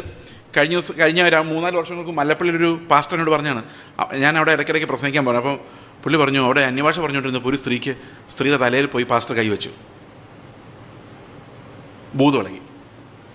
അന്യഭാഷ പറഞ്ഞു ഭൂതമിളകി കഴിഞ്ഞപ്പോൾ പാസ്റ്റർ ചോദിച്ചു, നീ ആരാ, നീ എന്താ അന്യഭാഷ പറഞ്ഞുകൊണ്ടിരുന്നത്? അവർ ഈ സഭ മുടിഞ്ഞു പോണേ, പാസ്റ്റർ നശിച്ചു പോണേന്ന് ഞാൻ പറഞ്ഞുകൊണ്ടിരുന്നത് അന്യഭാഷയിൽ. യേശുവിൻ്റെ നാമത്തിൽ പോകാൻ പറഞ്ഞു പറയാം, ഇവിടെ എന്നെ 1 വർഷം ഇരുത്താൻ 25 പുതിയ ആത്മാക്കളെ ഞാനിവിടെ കൊണ്ടുവരാം, എന്നെ വിടല്ലേ. ആലോചിക്ക് എന്തെല്ലാം സാധനങ്ങൾ അതിനകത്ത്. യേശുക്രിസ്തുവിനെ കുറിച്ച് പ്രസംഗിക്കാത്ത സഭകളിൽ ആരെങ്കിലും കൈവച്ച് എന്തെങ്കിലും കിട്ടിയെന്ന് പറഞ്ഞുകൊണ്ട് അത് ദൈവാത്മാവാന്ന് നിങ്ങൾ വിചാരിക്കരുത്. ദൈവാത്മാവാണെങ്കിൽ അഴിഞ്ഞു പോകാത്തൊരു പ്രത്യാശ നമ്മുടെ ഹൃദയത്തിൽ വരും. ആത്മാവെന്ന ആദ്യദാനം ലഭിച്ചവരായ നാമും നമ്മുടെ ശരീരത്തിൻ്റെ വീണ്ടെടുപ്പായ പുത്രത്വത്തിന് വേണ്ടി കാത്തുകൊണ്ട് ഉള്ളിൽ ഞരങ്ങുന്നു. ആ ഞരക്കം പ്രൊഡ്യൂസ് ചെയ്യാൻ ദൈവത്തിൻ്റെ ആത്മാവിന് പറ്റും. കർത്താവെ വേഗം വരണമേ, ഈ ലോകമെന്ന മരുഭൂമിയിൽ ഞങ്ങൾക്ക് ഒരു പ്രതീക്ഷയുമില്ല, ഒന്നും ഞങ്ങൾ കാത്തിരിക്കുന്നില്ല, നിന്നെ അല്ലാതെ ഞങ്ങൾക്ക് ഒന്നും വേണ്ട എന്ന് ഹൃദയത്തിനകത്ത് നിന്ന് ഞരക്കമുണ്ടാകുന്നുണ്ടെങ്കിൽ അത് ദൈവത്തിൻ്റെ ആത്മാവാണ്. നിങ്ങൾക്ക് ലോകത്തിൻ്റെ ഞരക്കമാണ് ഉണ്ടാകുന്നതെങ്കിൽ അത് തീർച്ചയായിട്ടും ലോകത്തിലെ നശിച്ചു പോകുന്ന വിശാലമായ വഴിയിലേക്ക് നിങ്ങളെ വിടുന്ന ആത്മാവാണ്. ഓക്കെ, നമുക്ക് ആദ്യം പാപത്തിൻ്റെ ദാസ്യത്വം, അതാണ് ഈ അപ്പോസ്തലിക ഉപദേശത്തിൻ്റെ ഒന്നാമത്തെ ഘടകം. We were all slaves of sin. പാപത്തിൻ്റെ അടിമകളായിരുന്നു നമ്മൾ. ദാസ്യത്വം, സ്ലേവറി. എന്താണ് ഈ പാപത്തിൻ്റെ ദാസ്യത്വം എന്ന് പറഞ്ഞു കഴിഞ്ഞാൽ, എഫെസ്യ ലേഖനം 2-ാം അധ്യായത്തിൽ പറഞ്ഞ് നമ്മൾ പാപസംബന്ധമായി മരിച്ചവരായിരുന്നു. അതിക്രമങ്ങളാലും പാപങ്ങളാലും we were dead in our trespasses and sins. അതിക്രമങ്ങളാലും പാപങ്ങളാലും നമ്മൾ മരിച്ചവരായിരുന്നു. റോമാലേഖനം പറയുന്നത് നീതിമാൻ ഒരുത്തൻ പോലുമില്ല. നമുക്ക് നോക്കാം, നമുക്കൊന്ന് പരിശോധിച്ച് നോക്കാം നമ്മളിൽ എത്ര നീതിമാന്മാരുണ്ടെന്ന് നോക്കാം. ഓക്കെ, 1-ാം അധ്യായത്തിൻ്റെ 29-ാം വാക്യം മുതൽ, റോമാലേഖനം 1-ാം അധ്യായത്തിൻ്റെ 29-ാം വാക്യം മുതൽ കുറേ പാപങ്ങളുടെ ലിസ്റ്റ് പറയുന്നുണ്ട്. പാപങ്ങളുടെ അല്ല, പാപങ്ങളുടെ ലിസ്റ്റ് പറയുന്നുണ്ട്. അത് ഓരോന്നോരോന്ന് വായിച്ച് നോക്കാം. അപ്പം നമ്മൾ അതിനകത്ത് ഏതെങ്കിലും ഒരെണ്ണത്തിനകത്ത് പാപിയാണെങ്കിൽ നമ്മൾ മരണയോഗ്യരാണ്. ഓക്കെ, 32-ാം വാക്യം വായിച്ചേ. ഈ വക പ്രവർത്തിക്കുന്നവർ മരണയോഗ്യർ എന്നുള്ള ദൈവന്യായം അവർ അറിഞ്ഞിട്ടും. അപ്പോൾ ഈ വക പ്രവർത്തിക്കുന്നവരെല്ലാം എന്താണ്? മരണയോഗ്യർ. അപ്പോൾ നമുക്ക് വകയാണെന്ന് നോക്കാമേ. 29-ാം വാക്യം. അനീതി. ഓക്കെ, അനീതി ഉണ്ടോ നിങ്ങൾക്ക്? അറിയത്തില്ല. അനീതി ഉണ്ടെങ്കിൽ ആരും സമ്മതിക്കില്ല, അതുകൊണ്ട് നമുക്കത് വിടാം. അടുത്തത് ദുഷ്ടതയുണ്ടോ? അറിയില്ല, അത് നിങ്ങൾ സമ്മതിക്കില്ല, അത് വിടാം. 3, അത്യാഗ്രഹം ഉണ്ടോ? അയ്യോ, നിങ്ങൾ അറിഞ്ഞില്ലേ, ഈ വിശ്വാസം എന്ന് പറയുന്നത് തന്നെ അത്യാഗ്രഹമാണ്. 2 നിലയുള്ളൊരു വീട് പണിയുന്നതാണോ കൂടുതൽ വിശ്വാസം വേണ്ടത്? 2 മുറിയുള്ളൊരു വീട് പണിയാനാണ്? 2 മുറിയുള്ളൊരു വീട് പണിയുന്നതാണോ കൂടുതൽ വിശ്വാസം വേണ്ടത്? അതോ 2 നിലയുള്ളൊരു വീട് പണിയുന്നതാണ് കൂടുതൽ വിശ്വാസം വേണ്ടത്? 2 നിലയുള്ളതിനല്ലേ കൂടുതൽ വിശ്വാസം വേണ്ടത്? ഏതാ അത്യാഗ്രഹം? കൂടുതൽ വിശ്വാസം എന്ന് പറഞ്ഞാൽ എന്താ അർത്ഥം? വലുതിനു വേണ്ടി മോഹിക്കല്ലേ അല്ലേ? പണ്ട് ഞാനൊരു കാറ് കിട്ടിയാൽ കൊള്ളാമെന്ന് ആഗ്രഹിച്ച ഒരു കാലം. അപ്പോൾ ഞാൻ കർത്താവിന് പ്രാർത്ഥിച്ചൊന്നുമില്ല. കാരണം എന്താ വെച്ച് കഴിഞ്ഞാൽ ചിലപ്പോൾ കർത്താവിന് ഇഷ്ടം ഞാനിങ്ങനെ ബസ് കയറി വിയർത്തി എന്ന് പറയുന്നതായിരിക്കും. അതിൻ്റേതായ ഒരു വിലയുണ്ട്. പക്ഷേ എൻ്റെ പ്രശ്നം എന്ന് പറഞ്ഞാൽ രാത്രി 9 മണിക്കും 10 മണിക്കും മീറ്റിംഗ് കഴിഞ്ഞ് ഇവരെന്നെ കൊണ്ടുവിടണം, അല്ലെങ്കിൽ പല സ്ഥലത്തും വഴിയിലൊക്കെ പെട്ടുപോകുന്നു. അപ്പം ഒരു വണ്ടി ഉണ്ടെങ്കിൽ മഴക്കാലത്തും വേനൽക്കാലത്തും എല്ലാം ഓടിച്ചു പോകാമല്ലോ. അപ്പം ഞാൻ വിചാരിക്കുകയാണ് ഒരു നാനോ സെക്കൻഡ് ഹാൻഡ് എടുക്കാം. കാരണം കർത്താവിനെ അധികം ബുദ്ധിമുട്ടിക്കരുതല്ലോ. പിന്നെ ഞാൻ ഈ പഴയ ഒരു സെന്നുണ്ടല്ലോ, ഒരു കുഞ്ഞു സെന്ന്, അതിൻ്റെ സെക്കൻഡ് ഹാൻഡ് കിട്ടുമെന്ന് അന്വേഷിച്ച് നടന്നു. കാശൊന്നുമില്ല, ആകെ 32 രൂപ അക്കൗണ്ടിലുള്ളൂ. 64 രൂപ. ഒരു 34 രൂപയുടെ ആരെങ്കിലും ഇടുവാണെങ്കിൽ 100 രൂപ എടുക്കാം. അതാരും ഇടാത്തതുകൊണ്ട് അതവിടെ കിടക്കുന്നത്, അല്ലെങ്കിൽ അതും എടുത്തേനെ. ആ അവസ്ഥയിലാണ്. അപ്പോൾ ഒരാളോട് പറഞ്ഞു, ഇങ്ങനൊന്നും പ്രാർത്ഥിക്കരുത്, ഇത് അവിശ്വാസമാണ്, ഒരു ഇന്നോവയ്ക്ക് വേണ്ടി പ്രാർത്ഥിക്കും. ഇപ്പോൾ കൂടുതൽ വിശ്വാസം എന്ന് പറഞ്ഞാൽ ഏതാ? സെക്കൻഡ് ഹാൻഡ് നാനോയ്ക്ക് വേണ്ടി പ്രാർത്ഥിക്കുന്നതാണോ ഇന്നോവയ്ക്ക് വേണ്ടി പ്രാർത്ഥിക്കുന്നതാണോ? പറ, ഏതാ അത്യാഗ്രഹം? അപ്പം അത്യാഗ്രഹം വർദ്ധിക്കുന്നതനുസരിച്ചല്ലേ നമ്മൾ വിശ്വാസം കൂടി എന്ന് പറയുന്നത്. കണ്ടോ? നിങ്ങൾ കണ്ടോ? എനിക്ക് കർത്താവ് കാറ് തന്നു. ആ ഒരു സെക്കൻഡ് ഹാൻഡ് കാർ മാത്രമേ എനിക്ക് സ്വന്തമായിട്ട് ലോകത്തുള്ളൂ. അത് പൈസ ഉണ്ടാക്കാൻ പറ്റാത്തതുകൊണ്ടല്ല. ഞാൻ ഇഷ്ടംപോലെ ശുശ്രൂഷ, എല്ലാ സമയത്തും ശുശ്രൂഷയുള്ള ആളാണ്. 2-3 പ്രാവശ്യം വിദേശത്ത് അവിടെയൊക്കെ 1 വർഷം പോകുന്നതാണ്. പക്ഷേ നമ്മുടെ ലൈഫിന് അത്രേ പറ്റുള്ളൂ. കാരണം നമ്മുടെ ചുറ്റും അത്ര ആൾക്കാരുണ്ട്, അത്രയും മിഷണറി വർക്കുണ്ട്. നമുക്ക് അനുദിനം ജീവിച്ചു പോകുന്നുള്ള അതിനൊക്കെ കൂടുതൽ ഞങ്ങൾക്ക് സ്വന്തമായി വീടോ സ്വത്തോ പ്രോപ്പർട്ടി ഉണ്ടാവുകയും ഇല്ല എന്നുള്ളതാണ് എൻ്റെ ആഗ്രഹം. ഇല്ല എന്ന് പറയുമ്പോൾ ഉണ്ടാകാൻ വേണ്ടിയല്ല, ആവശ്യമില്ല. കാരണം ഒത്തിരി സഹോദരന്മാർ ഒരു പ്രയോജനമില്ലാതെ ഇവിടെ വീടുകൾ പണിയുന്നുണ്ട്. അവിടെ എവിടെയെങ്കിലും ഞങ്ങൾ കയറി കിടക്കും. ഓക്കെ ഓക്കെ അപ്പോൾ ഞാൻ പറഞ്ഞു വന്നതെന്ന് വെച്ച് കഴിഞ്ഞാൽ, അത്യാഗ്രഹം വർദ്ധിക്കുന്നതനുസരിച്ചാണ് നമ്മൾ എന്തു പറയുന്നതിന് വിശ്വാസം കൂടി. അപ്പോൾ അത് കിടപ്പുണ്ട് നമ്മളെല്ലാം. ഈ ദൈവം ഭയങ്കര ശക്തനാന്ന് പറയുന്നുണ്ട്, നമ്മുടെ എല്ലാ ഉള്ളിലൊരു അത്യാഗ്രഹമുണ്ട്. എൻ്റെ കൊച്ചിന് ഫസ്റ്റ് റാങ്ക് കിട്ടും, നമ്മുടെ ദൈവം വിചാരിച്ചാൽ സാധിക്കാത്തതെന്നുണ്ട്. അപ്പോൾ ദൈവത്തെ വെച്ചാൽ നമ്മുടെ അത്യാഗ്രഹം മൊത്തം അതുണ്ട്. അപ്പം മിക്കവാറും മരണയോഗ്യരായി കഴിഞ്ഞു. ഇനി അടുത്ത വായിച്ചേ. ദുർബുദ്ധി, ഇതൊന്നും നമ്മൾ സമ്മതിക്കുന്ന കാര്യമല്ല. അടുത്ത അത്യാഗ്രഹം നമ്മൾ സമ്മതിച്ചേ പറ്റൂ. അടുത്തത് അസൂയുണ്ടോ? അടുത്തത് കുലയല്ല കേട്ടോ, കൊല. അത് പഴയ ഭാഷ. കുല, വാഴക്കുല, അതല്ല, കൊല. അടുത്തത് കൊലയൊന്നും നമുക്ക് പോകാറില്ല. ഈ പിണക്കമുണ്ടോ? ഉണ്ടല്ലേ, അസൂയം പിണക്കമൊക്കെ ഉണ്ടല്ലേ. എല്ലാം മരണയോഗ്യമായ പാപം. അടുത്തത് കപടം ഉണ്ടോ? അയ്യോ, വിശ്വാസികൾക്ക് ഏറ്റവും കൂടുതൽ കപടം. കാരണം നമുക്ക് ദേഷ്യം വന്നാലും ദേഷ്യം കാണിക്കാൻ പറ്റില്ല, കാണിച്ചാൽ കർത്തവ്യം എടുക്കാൻ പറ്റില്ല. അപ്പം നമ്മൾ ദേഷ്യം ഉണ്ടെങ്കിലും നമ്മൾ ആൾക്കാരെ കാണുമ്പോൾ എൻ്റെ അമ്മാമ്മയെ എത്ര നാളായി കണ്ടിട്ട് എന്തൊക്കെയുണ്ട് വിശേഷം ചോദിച്ചേ പറ്റൂ. മുഖം കറുപ്പിച്ച് കഴിഞ്ഞാൽ ആ അമ്മാമ്മ ഇരുന്ന് 4 പേരോട് പറയും, കണ്ട അവൾ എന്നെ കണ്ടിട്ട് മുഖം കറുപ്പിച്ചിട്ട് പോയിട്ട് അന്യഭാഷ കർത്തൃമേഷ എടുത്തുകൊണ്ട് പോയേക്കുവാന്ന് പറയും.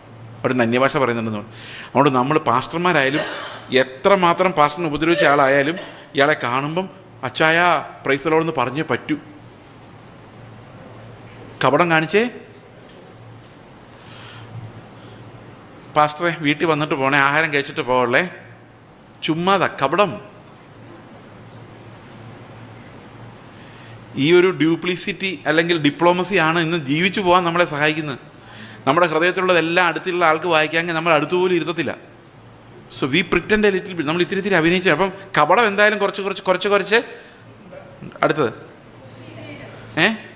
രാവിലെ എഴുന്നേറ്റാൽ കാപ്പി കുടിക്കാതെ വേറെ നിവൃത്തിയില്ല എന്ന് ചിന്തിക്കുന്നവർ തൊട്ട് അതിഭയങ്കരമായ വൃത്തികെട്ട കാര്യങ്ങൾക്ക് അടിമകളായവർ വരെ അതിനകത്ത് വരും. അടുത്തത് കുരുളക്കാർ എന്ന് പറഞ്ഞാൽ ഉള്ളിൽ കയ്പ് വെച്ചുകൊണ്ടിരിക്കുന്നവരാട്ടോ. അടുത്ത് ഏഷണിക്കാരെന്ന് പറഞ്ഞു കഴിഞ്ഞാൽ ഒത്തിരി പ്രാർത്ഥനാശീലമുള്ള ആൾക്കാർ. ഉദാഹരണത്തിന് ഞാൻ ആ ബ്രദറിനെ കുറിച്ച് പറഞ്ഞു, നിങ്ങളൊന്നും വിചാരിക്കരുത്, ഞാൻ നിങ്ങളോട് മാത്രമേ പറയുന്നുള്ളൂ, പ്രാർത്ഥിക്കാൻ വേണ്ടിയാണ് കേട്ടോ, അല്ലാതെ ഒരു കാര്യമില്ല. ഇതാണ് ഏഷണി എന്ന് പറയുന്ന സാധനം. ഇവർ വേറൊരാളുടെ ഇങ്ങനെ തന്നെ പറയും, പ്രാർത്ഥിക്കാൻ വേണ്ടി പറയും. 4 പ്രാർത്ഥന കഴിയുമ്പോഴേക്കും ഇത് മനോരമയിൽ കൊടുത്തതിനേക്കാളും വലിയ രീതിയിൽ ഇത് സ്പ്രെഡാവും. പിന്നെ നമ്മൾ ഏഷണി എന്ന് പറയുന്നത് എന്താ പവറാണെന്നറിയോ ഏഷണിക്ക്. ഈ നാട്ടുകാർക്ക് അങ്ങനെ അത്ര ഏഷണി സ്വഭാവമില്ല, വിശ്വാസികൾക്കാണ് ഭയങ്കര ഏഷണി സ്വഭാവം. കാരണം അവരെല്ലാവരിൽ നിന്നും പ്രതീക്ഷിക്കുന്ന ക്രിസ്തുവിൻ്റെ പോലത്തെ പെരുമാറ്റം അവരിൽ ഒഴിച്ച് ഞാൻ നോക്കുമ്പോൾ എന്നിലൊഴിച്ച് ബാക്കി എല്ലാവരിലും ഞാൻ പ്രതീക്ഷിക്കുന്ന ക്രിസ്തുവിൻ്റെ പോലുള്ള സ്വഭാവം. അതാണ് ഇതിൻ്റെ പ്രശ്നം. അങ്ങനെ കാണാതെ വരുമ്പോൾ നമ്മൾ അവരെല്ലാം കുറ്റം പറയും. അടുത്തത് അതെന്തായാലും നമ്മൾ ചെയ്യാറില്ല. നിഷ്ഠൂരന്മാർ, അത് മെഷർ ചെയ്ത് നോക്കണം, അറിയത്തില്ല. അടുത്ത് ഗമ കാണിക്കുന്നവർ. ഗമ എങ്ങനെ കാണിക്കുന്നത്? നമ്മുടെ കയ്യിലുള്ള സാധനങ്ങൾ വെച്ച് ഗമ കാണിക്കുന്നത്. അടുത്തത് ആത്മപ്രശംസക്കാർ, തള്ളുന്നവർ. അടുത്തത് പുതുദോഷം സങ്കല്പിക്കുന്നവർ. ബുദ്ധിഹീനർ, നിയമലംഘികൾ, വാത്സല്യമില്ലാത്തവർ, കനിവറ്റവർ. ഈ വക പ്രവർത്തിക്കുന്നവരെല്ലാം മരണയോഗ്യർ എന്നുള്ള ദൈവത്തിൻ്റെ ന്യായം അവരറിഞ്ഞിരുന്നിട്ടും അവ പ്രവർത്തിക്കുക മാത്രമല്ല, ആ പ്രവർത്തിക്കുന്നവരിൽ പ്രസാദിക്കുകയും ചെയ്യുന്നു.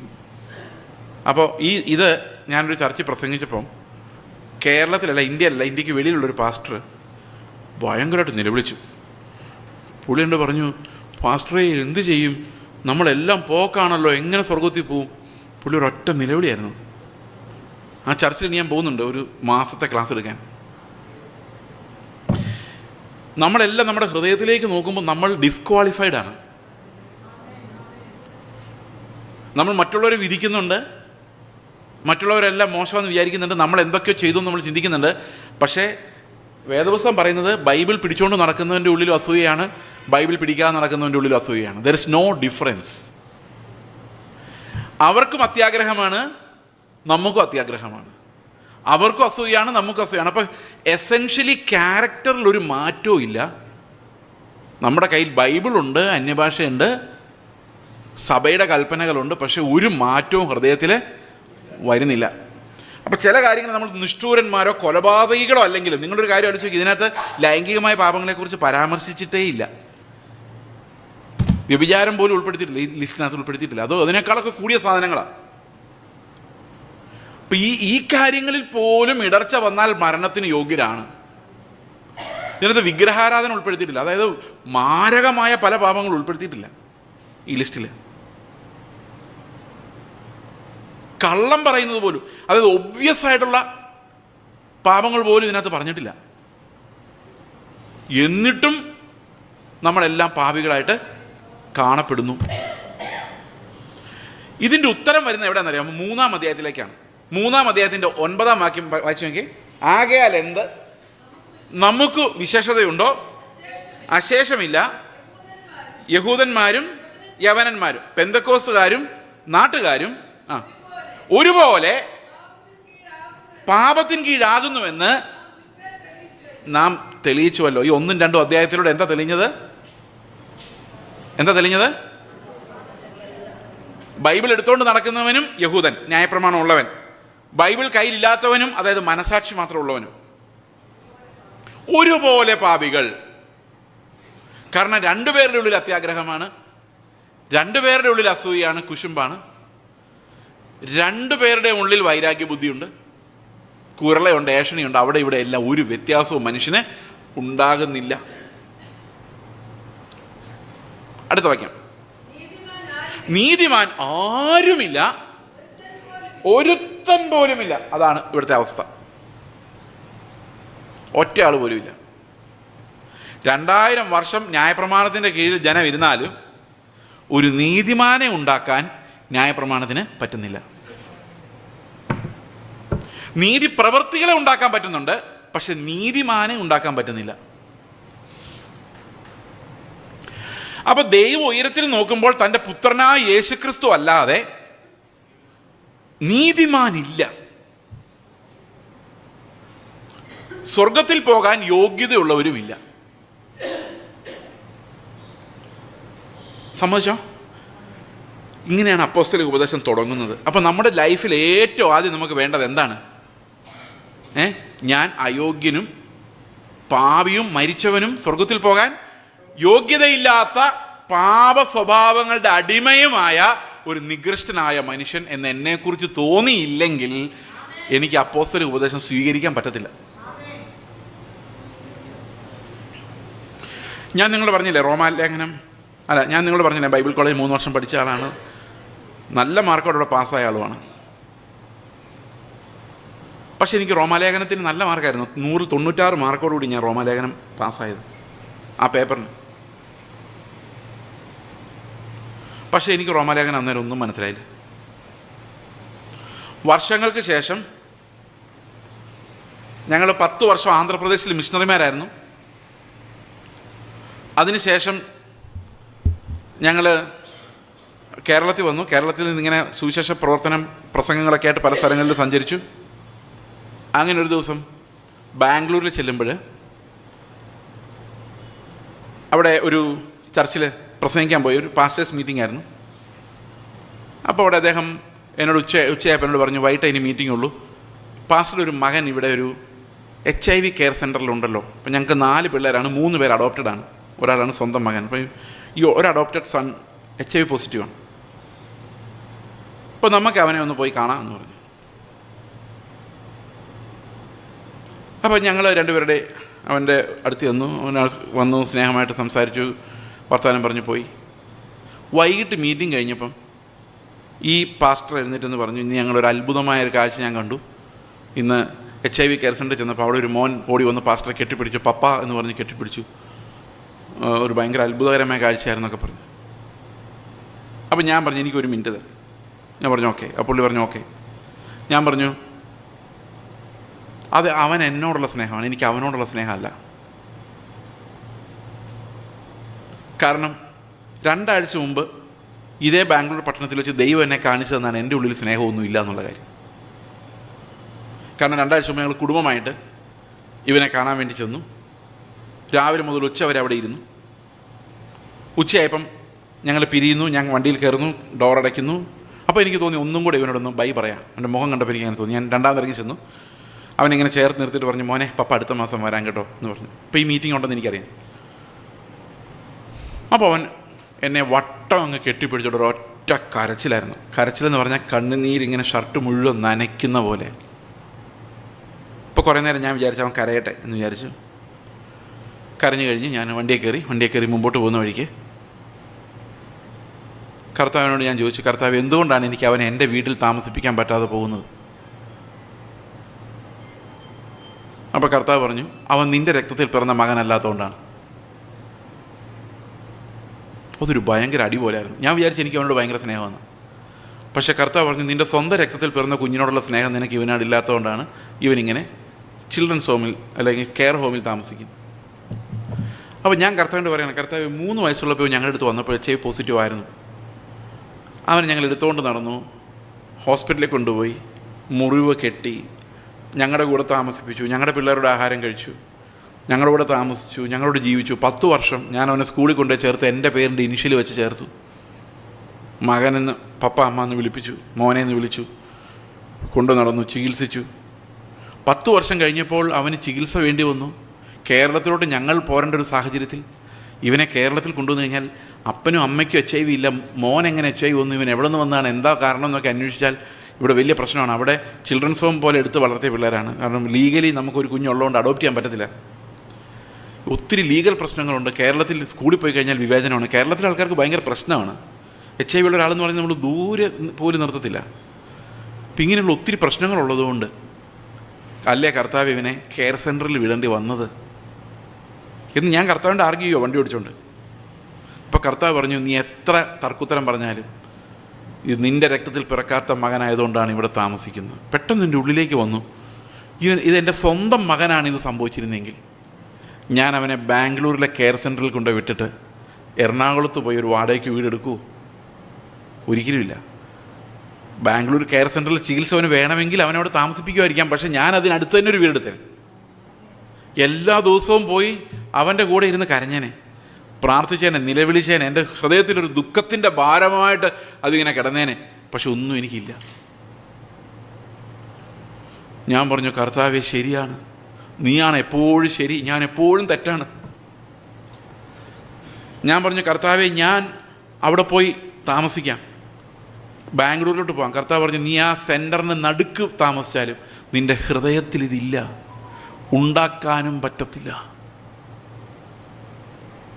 അവിടെയാണ് ഞാൻ മനസ്സിലാക്കുന്നത്, മനുഷ്യൻ എത്ര പ്രവർത്തിച്ചെന്ന് പറഞ്ഞാലും അവൻ്റെ ഹൃദയത്തെ നന്നാക്കാൻ അവന് സ്വന്തമായിട്ട് കഴിവില്ല. അന്നേരമാണ് റോമാലേഖനം എനിക്ക് മനസ്സിലാകുന്നത്, പാപികളുടെ മേലുള്ള ദൈവത്തിൻ്റെ കരുണ എന്താണ്. നമ്മുടെ ശരീരത്തിലുള്ള ഹോർമോണുകൾക്ക് ദേഷ്യം പിടിപ്പിക്കാൻ അറിയാം നമ്മളെ. നമ്മുടെ കുഞ്ഞുങ്ങളെ, സ്വന്തം കുഞ്ഞിനെ കാണുമ്പോൾ വാത്സല്യം ഉണ്ടാക്കാൻ അറിയാം. പക്ഷേ ഒരന്യ ആളോട് എനിക്ക് അകപ്പ ഉണ്ടാക്കാനുള്ള ഹോർമോണുകളും നമുക്കില്ല. നമ്മുടെ ശരീരം സ്പിരിച്വലി ഡെഡാണ്. അതങ്ങനെയുള്ളതൊന്നും പുറപ്പെടുവിക്കുന്നില്ല. We are helpless. മനസ്സിലാവുന്നുണ്ടോ ഞാൻ പറയുന്നത്? അപ്പോൾ ദൈവത്തിൻ്റെ കൽപ്പനകൾ അനുസരിക്കാനുള്ള വേർവിത്താൾ, അതിനുള്ള സാധനങ്ങൾ നമ്മുടെ ഉള്ളിലില്ല, കപ്പാസിറ്റി ഇല്ല.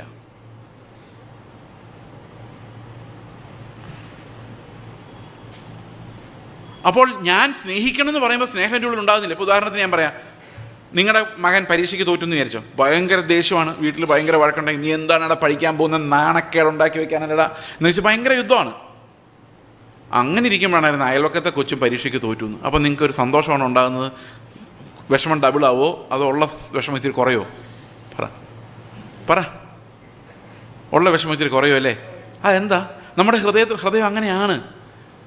നമുക്ക് നമ്മുടെ ജഡത്തിലുണ്ടാകുന്ന വാത്സല്യമല്ലാതെ നമുക്ക് അഗപ്പേ എന്ന് പറയുന്നൊരു സാധനം ഒരു അന്യ ആളോട് ഉണ്ടാക്കാൻ പറ്റത്തില്ല. നമ്മളെക്കൊണ്ട് നമ്മൾ വിചാരിച്ചാൽ സാധിക്കില്ല.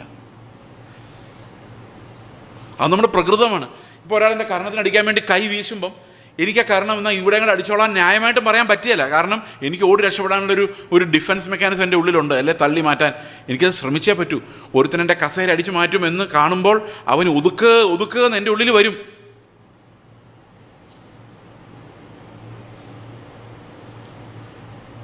ശരിയല്ലേ? ഈ അസൂയയും കുശുമ്പും എങ്ങനെയാണ് കല്യാണങ്ങൾക്കകത്ത് വരുന്നത്? ഒരു ലേഡി നോക്കുമ്പം എൻ്റെ ഭർത്താവ് വേറൊരു പെണ്ണുമായിട്ട് സംസാരിക്കുന്നു, അതിനകത്ത് ഇത്തിരി ചിരി കൂടിയിട്ടുണ്ടോ? എനിക്ക് ഭീഷണി വന്നിരിക്കുന്നു ആ പെണ്ണ്. അസൂയപ്പെടാതിരിക്കാൻ പറ്റിയില്ല. 2 വർത്താനം പറഞ്ഞേ പറ്റൂ. പോടി ഇറങ്ങി ചിലപ്പോൾ പറയും. കാരണം ഇത് ജീവൻ്റെ പ്രശ്നമാണ്. അല്ലെ ഭർത്താവിൻ്റെ തലക്കെട്ട് എന്തെങ്കിലും വെച്ചൊന്ന് പൊട്ടിക്കാൻ തോന്നും.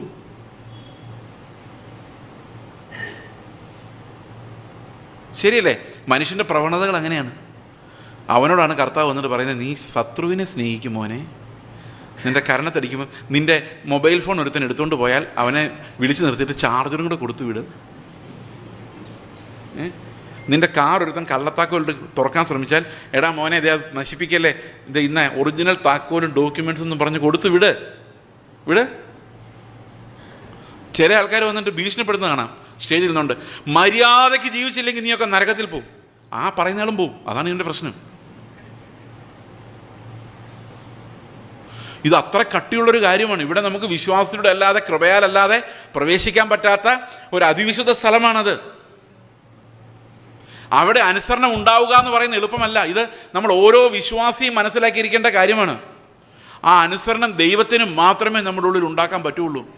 അഗപ്പേ എന്ന് പറയുന്ന സ്നേഹം ആത്മാവിന് മാത്രം ഉണ്ടാക്കാൻ പറ്റുന്ന, നമുക്ക് ഉണ്ടാക്കിയെടുക്കാൻ പറ്റുന്നതല്ല. നീതിമാൻ ആരുമില്ല. അടുത്ത വാക്യം എന്താ?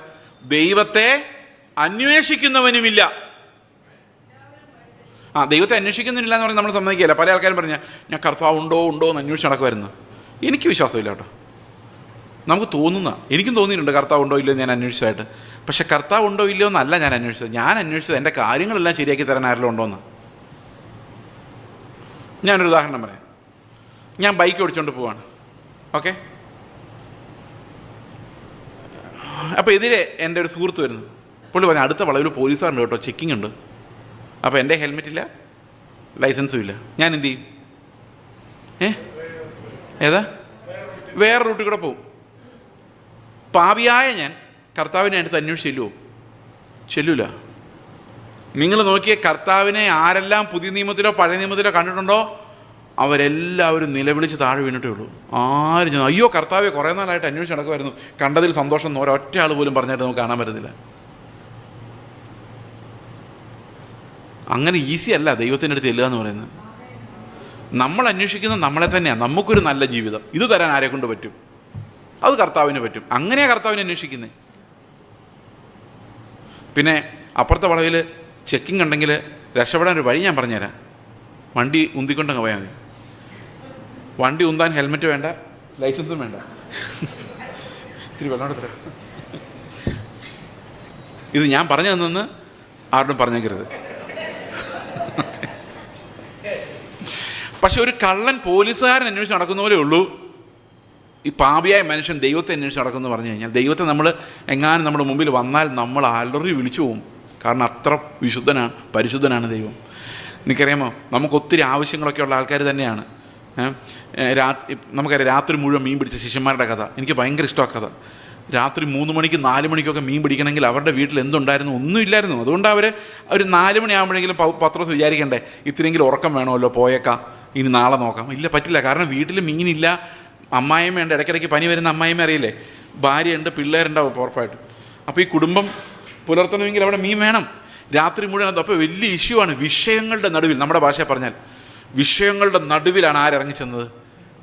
കർത്താവ് ഇറങ്ങിച്ചെന്നത്. പടകിലേക്ക് കയറിയിട്ട് പത്രോസിനോട് പറയണം, ആഴത്തിലേക്ക് നീക്കി വല വീശി. ഞാൻ വൈബ്രേഷനോട് കൂടി ഒരു കൺവെൻഷൻ പ്രസംഗം പറഞ്ഞാൽ ഇതിങ്ങനെ ഇരിക്കും.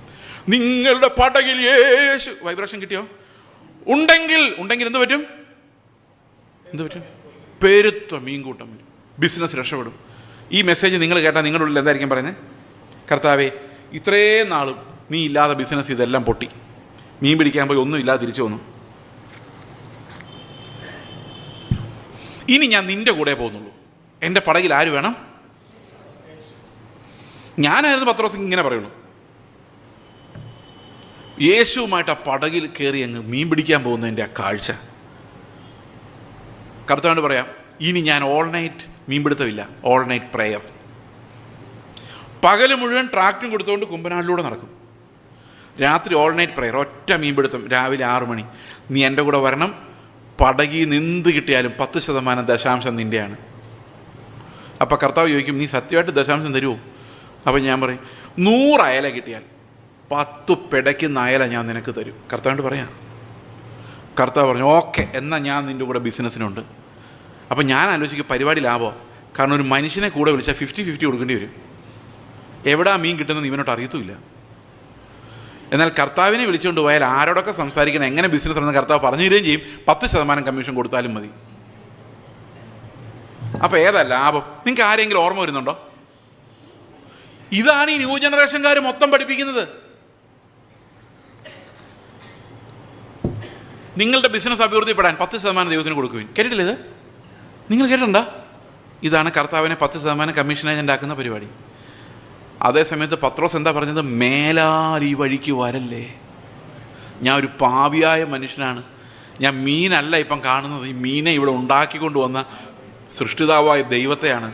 ഈ ദൈവത്തിന് മുമ്പ് നിൽക്കുമ്പോൾ എൻ്റെ വിശപ്പല്ല എനിക്ക് പ്രശ്നം, എൻ്റെ വീട്ടിൽ പൈസ ഇല്ലാത്തതല്ല എൻ്റെ പ്രശ്നം, എൻ്റെ പാപമാണ് എൻ്റെ പ്രശ്നം. ഞാൻ എങ്ങനെ നിൻ്റെ മുമ്പിൽ നിൽക്കും?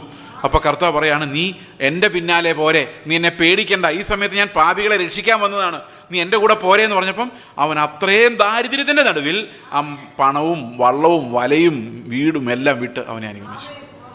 ഇതാരും പറയാത്ത എന്താ? നമ്മൾ അന്വേഷിക്കുന്ന മീന, യേശുവിനല്ല. അതുകൊണ്ട് ദൈവത്തെ ആരും അന്വേഷിക്കുന്നില്ല. ഒരു എക്സാമ്പിൾ ഞാൻ പറയുമ്പോൾ ക്ലിയർ ആവും. ഞാനിങ്ങനെ പ്രാർത്ഥിക്കും, എൻ്റെ കർത്താവേ എൻ്റെ മക്കളെ കാനഡയ്ക്ക് വിടണേ. അങ്ങനെ ആയിരുന്നു ഒരു കാലത്ത്. അപ്പോൾ പ്രവാചകന്മാർ ഒന്ന് കാനഡയുടെ മുകളിലുള്ള അന്ധകാര ശക്തിയൊക്കെ മാറ്റി അറ്റ്ലാന്റിക്കിൻ്റെ മുകളിൽ കൂടെ പറക്കുന്ന ദേശാധിപ ശക്തിയെല്ലാം ഓടിച്ച് വിസ ക്ലിയറാക്കി. എന്ത് പാടായിരുന്നറിയോ വിടുതലെടുക്കാൻ. കാരണം ദൈവത്തിന് നിങ്ങളുടെ മക്കളെ കാനഡ വിടണമെന്ന് ആഗ്രഹം ഉണ്ടായിരുന്നെങ്കിലും പിശാച് ഉടക്കുണ്ടാക്കിക്കൊണ്ട് ദൈവത്തിന് ഒന്നും ചെയ്യാൻ പറ്റാത്തൊരവസ്ഥയായിരുന്നു. അവസാനം പ്രവാചകൻ കാര്യം സാധിച്ചെടുത്തു, പിശാചിനെ ഓടിച്ചു.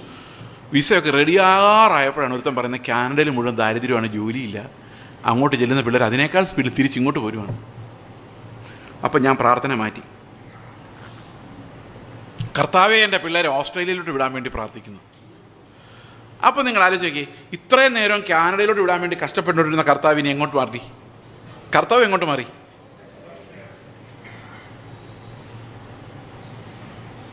അപ്പോൾ ശരിക്കും പറഞ്ഞാൽ നമ്മൾ എന്താഗ്രഹിക്കുന്നു അതാ നമ്മുടെ കർത്താവ്. ഇതിന് തിയോളജി പറയുന്നത് എന്നറിയാം? തിയോളജിയിൽ ഇതിൻ്റെ ഒരു വാക്ക് പറയും, ഇൻ കർവേറ്റസ് ഇൻ സേ എന്ന് പറയുന്നത്. അത് നിങ്ങൾ പഠിക്കണം, ലാറ്റിൻ പ്രയോഗമാണ്. എന്ന് പറഞ്ഞു കഴിഞ്ഞാൽ നമ്മൾ എങ്ങനെ പോയാലും ഒരു വളഞ്ഞ വഴിയിലൂടെ മാത്രമേ ദൈവത്തെ അന്വേഷിക്കുകയുള്ളൂ. ഈ വളഞ്ഞ വഴി എന്ന് പറഞ്ഞു കഴിഞ്ഞാൽ എന്താ കുഴപ്പം എന്നറിയാം? ഇപ്പോൾ ഈ കുമ്പനാട് നിന്ന് നേരെ പടിഞ്ഞാറോട്ട് പോയാൽ അറബിക്കടലാണ് അല്ലേ? ആണോ?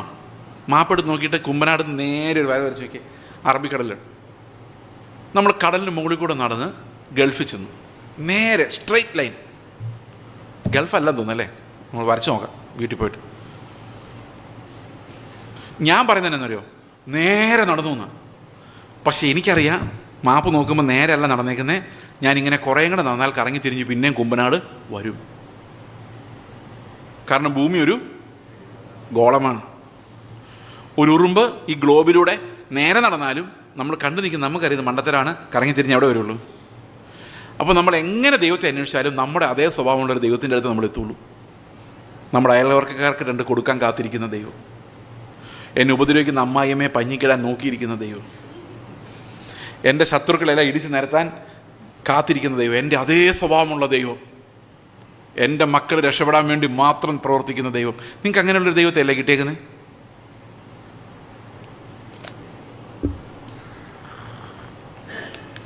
ദൈവത്തെ അന്വേഷിച്ച് നമ്മുടെ തന്നെ സ്വഭാവത്തിനടുത്തേക്ക് നമ്മളെത്തി. നമ്മുടെ അതേ സ്വഭാവമുള്ളൊരു ദൈവത്തെ നമ്മൾ സങ്കല്പിച്ചു. അതേ മനുഷ്യനെ പ്രസാദിപ്പിക്കുന്ന പ്രവാചകന്മാരെയും കിട്ടി. അപ്പോൾ അവർ ദൈവസങ്കല്പത്തെ, നിന്നെ രക്ഷിക്കുന്ന, നിന്നെ വീണ്ടെടുക്കുന്ന, എവിടെന്നാ? ഇന്ത്യയിൽ നിന്ന് വീണ്ടെടുത്ത് ഓസ്ട്രേലിയയിൽ കൊണ്ടുപോകുന്ന ദൈവം. അത്രയും വലിയ ദൈവം എവിടെയാണ്? നിങ്ങൾക്ക് ഇതിനകത്ത് മണ്ടത്തരം മനസ്സിലാവുന്നുണ്ടെന്ന് ഞാൻ വിചാരിക്കുന്നു. ഉണ്ടോ? ആർക്കറിയാം. ഒരു ദിവസം തൃശ്ശൂർ ഞാൻ പ്രസംഗിക്കുക, രാവിലെ 10:30 തൊട്ട് 3 മണി വരെയാണ്. അവരിങ്ങനെ വെള്ളമൊന്നും തന്നൊന്നുമില്ല. 1 മണിയായപ്പോൾ ഞാൻ പറഞ്ഞു നമുക്ക് നിർത്താം. പോട്ടെ എന്ന് പറഞ്ഞു. 3 മണി കഴിഞ്ഞപ്പം നിർത്തി. ഞാനങ്ങ് നിർത്തി. ഇവർ നിർത്തുന്നില്ല, ഇവർ നല്ലപോലെ വചനം കേൾക്കുന്നുണ്ട്. അന്ന് കുറച്ചുകൂടെ യങ്ങായിരുന്നു, കുറച്ചുകൂടെ നിൽക്കാനുള്ള കപ്പാസിറ്റി ഉണ്ടായിരുന്നു. അതെല്ലാം കഴിഞ്ഞപ്പോൾ ഒരു അമ്മച്ചി എൻ്റെ അടുത്ത് നിന്നിട്ട് പറഞ്ഞു, പാസ്റ്റർ പ്രസംഗം എനിക്ക് വളരെ ഇഷ്ടപ്പെട്ടു. അന്നേരം എനിക്ക് സംശയം തോന്നി, എന്തോ പ്രോബ്ലം ഉണ്ട്. കാരണം ഈ പാപത്തെക്കുറിച്ചെല്ലാം പറഞ്ഞ് എങ്ങനെ ഇഷ്ടപ്പെടുന്നു, പേടിയല്ലേ വരുള്ളൂ.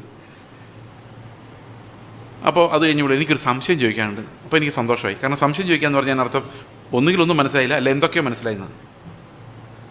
എന്നുവെച്ചാൽ എന്താ സംശയം? എൻ്റെ മകന് കാനഡയിലും അമേരിക്കയിലും പഠിക്കാനുള്ള സ്കോളർഷിപ്പ് കിട്ടിയിട്ടുണ്ട്.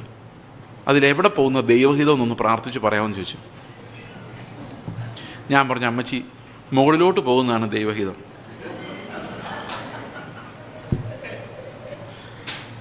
ഇനി ഇതിനകത്ത് കാനഡയിലാണോ അമേരിക്കയിലോട്ടാണോ പോകുന്നത് ദൈവഹിതം എന്നറിയാൻ എനിക്ക് അത്രയും വിവരം, ഈ രണ്ട് സ്ഥലങ്ങളെക്കുറിച്ചും വിവരമില്ല. നിങ്ങളതറിയാൻ ഏതെങ്കിലും ഒരു എഡ്യൂക്കേഷൻ എക്സ്പേർട്ടിനോ കൗൺസിലറെ പോയി കാണാം. എന്നെ വെറുതെ വിടും, മുകളിലോട്ടുള്ള വഴി അല്ലാതെ വേറൊരു വഴിയും தெரியாது.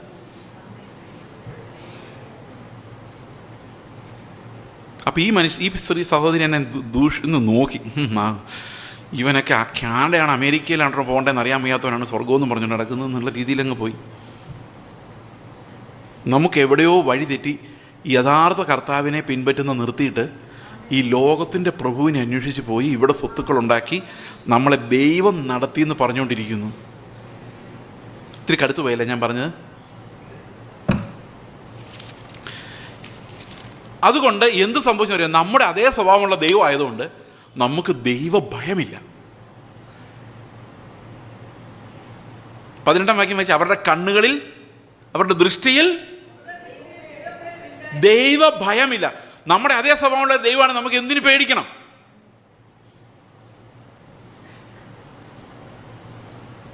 സഹോദരനെതിരെ പ്രവർത്തിച്ചാലും അവനെ ദുഷിച്ചാലും അകറ്റി നിർത്തിയാലും എനിക്ക് കുറ്റബോധമില്ല. കാരണം ദൈവം എൻ്റെ സൈഡെന്ന് ഞാൻ വിശ്വസിക്കുന്നു. കാരണം ദൈവത്തിന് ആരുടെ സ്വഭാവമാണ്? എൻ്റെ സ്വഭാവമാണ്. അടുത്ത വാക്യം.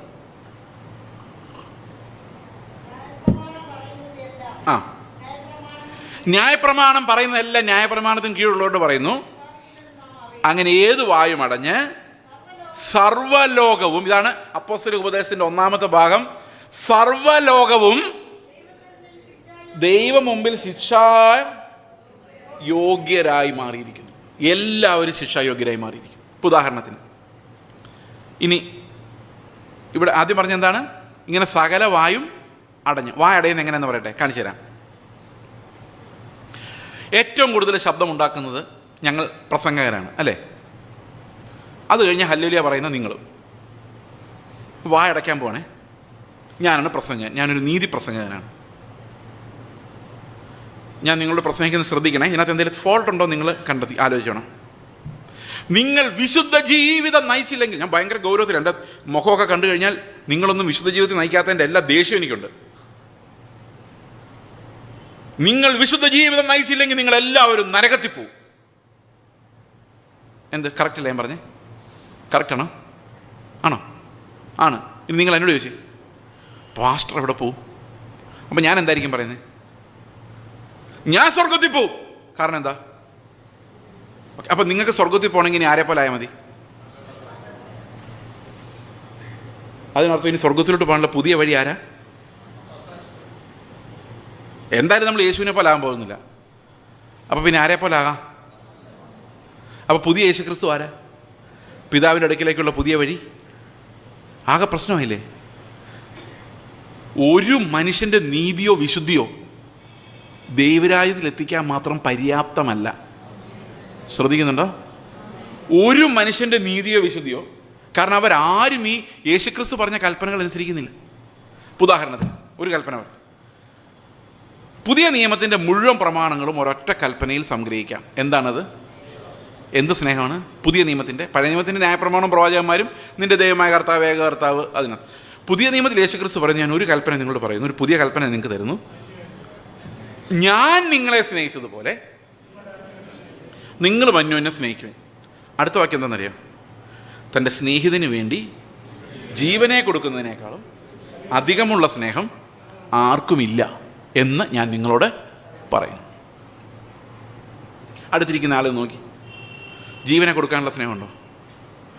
500 രൂപ കൊടുത്തിട്ട് തിരിച്ചു തന്നില്ലെങ്കിൽ പോകുന്ന സ്നേഹമേ ഉള്ളൂ.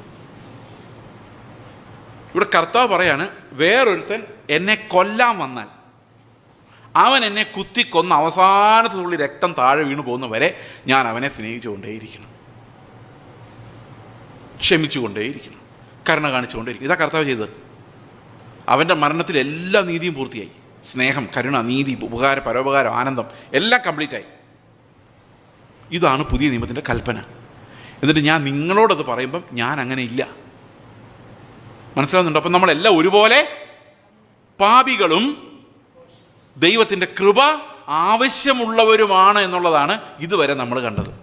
അതുകൊണ്ട് എൻ്റെ വായ അടഞ്ഞു. കാരണം എന്താ? ഈ വലിയ നീതി എനിക്ക് വെളിപ്പെട്ടപ്പോൾ. അതുവരെ ഞാൻ വിചാരിച്ചിരുന്ന ക്ലീൻ ഷേവൻ കുമ്പളങ്ങ മുഖവും ഫുൾ സ്ലീവ് വെള്ള ഷർട്ടും, എന്നോട് ക്ഷമിക്കണം, എന്നാൽ വെള്ള ഷർട്ട് ഇടാൻ പറ്റാഞ്ഞതിനാൽ ഞാൻ ഈ തിരക്കിട്ട യാത്രയുടെ അവസാനമാണ് ഇവിടെ എത്തിയത്. നിങ്ങൾക്ക് അതൊരു ഇടർച്ചയായെങ്കിൽ വിട്ടേക്ക്. എനിക്കിപ്പം നിങ്ങൾ മുറിക്കായി ഷർട്ടിട്ട് ഇടർച്ച ഉണ്ടാക്കണമെന്ന് ഒരു താല്പര്യമില്ല. ഓക്കെ, അങ്ങനെ സംഭവിച്ചു പോയതാണ്. ഓക്കെ, ഈ മുറിക്കൈ ഷർട്ട് ഇടാൻ പേടിയുള്ള ആളുമല്ല, ഇനി ആർക്കും ഇടർച്ച വരുത്തരുതെന്നുള്ള ആഗ്രഹമുള്ള ആളുമാണ്. അതുകൊണ്ടാണ് ഞാനിതിപ്പോൾ പറഞ്ഞത്. ഫുൾ സ്ലീവ് ഷർട്ടും ആഭരണം ഊരി നടക്കുമ്പോഴേക്കും നമ്മൾ വിശുദ്ധരായി നമ്മൾ ചിന്തിക്കുമായിരുന്നു. അതൊക്കെ പറഞ്ഞുകൊണ്ടിരുന്ന എൻ്റെ വാ അടഞ്ഞു പോയത് ഈ യഥാർത്ഥ നീതി ഇവിടെ ഒന്നും നിൽക്കില്ല എന്ന് മനസ്സിലായപ്പോഴാണ്. നമുക്കെല്ലാവർക്കും ഈ ന്യായപ്രമാണത്തെക്കുറിച്ച് പറയുമ്പോൾ ഞാൻ സാധാരണ പറയുന്നൊരു മാങ്ങാപ്പഴത്തിൻ്റെ കഥയാണ്. നിങ്ങൾക്ക് എല്ലാവർക്കും ഞാനൊരു മാങ്ങാപ്പഴം തന്നിട്ട് പറയാണ്, 12:30 ആകുമ്പോൾ ഈ പ്രസംഗം തീരും, അപ്പോഴേക്കും നിങ്ങൾ ഈ മാങ്ങാപ്പഴം ഫിനിഷ് ചെയ്യണം.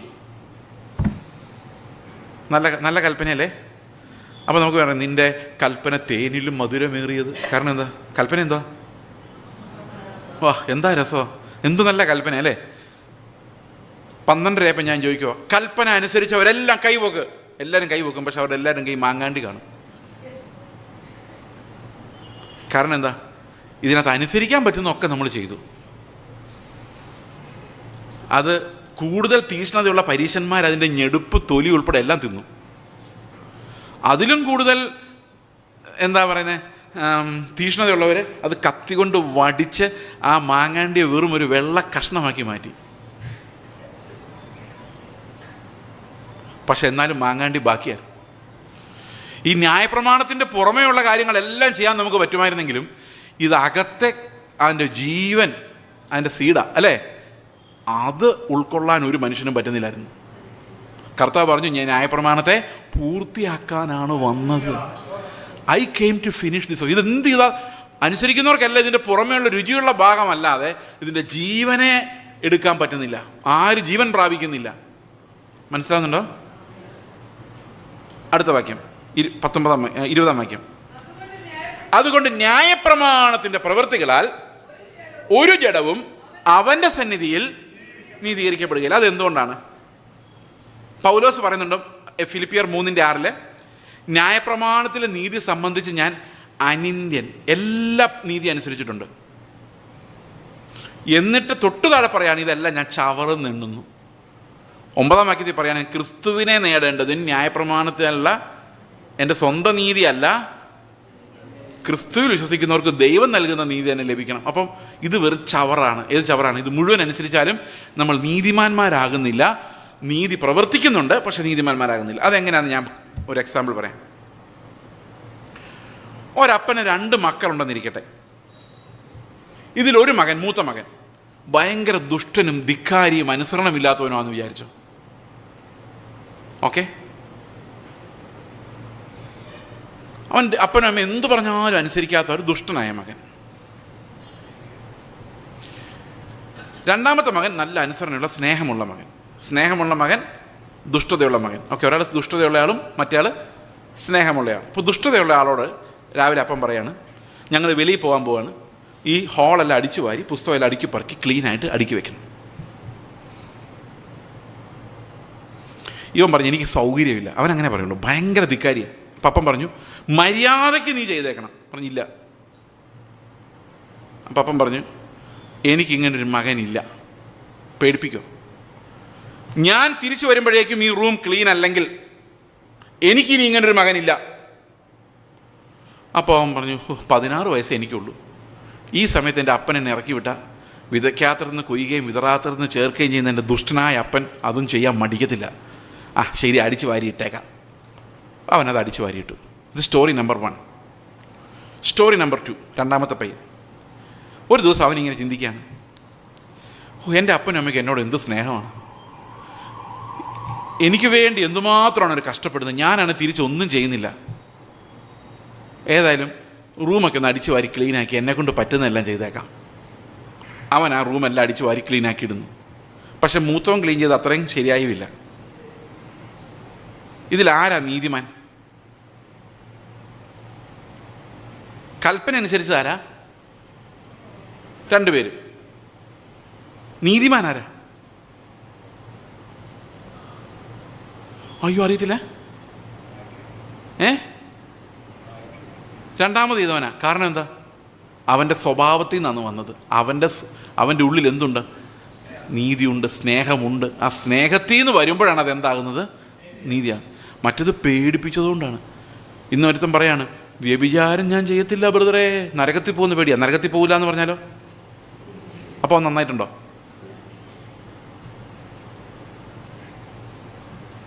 കോപ്പി അടിച്ചാൽ നിങ്ങളെ ഡീബാർ ചെയ്യും, പിടിക്കുമെന്ന് നിങ്ങൾക്ക് പേടിയില്ലെങ്കിൽ കോപ്പി അടിക്കുമോ?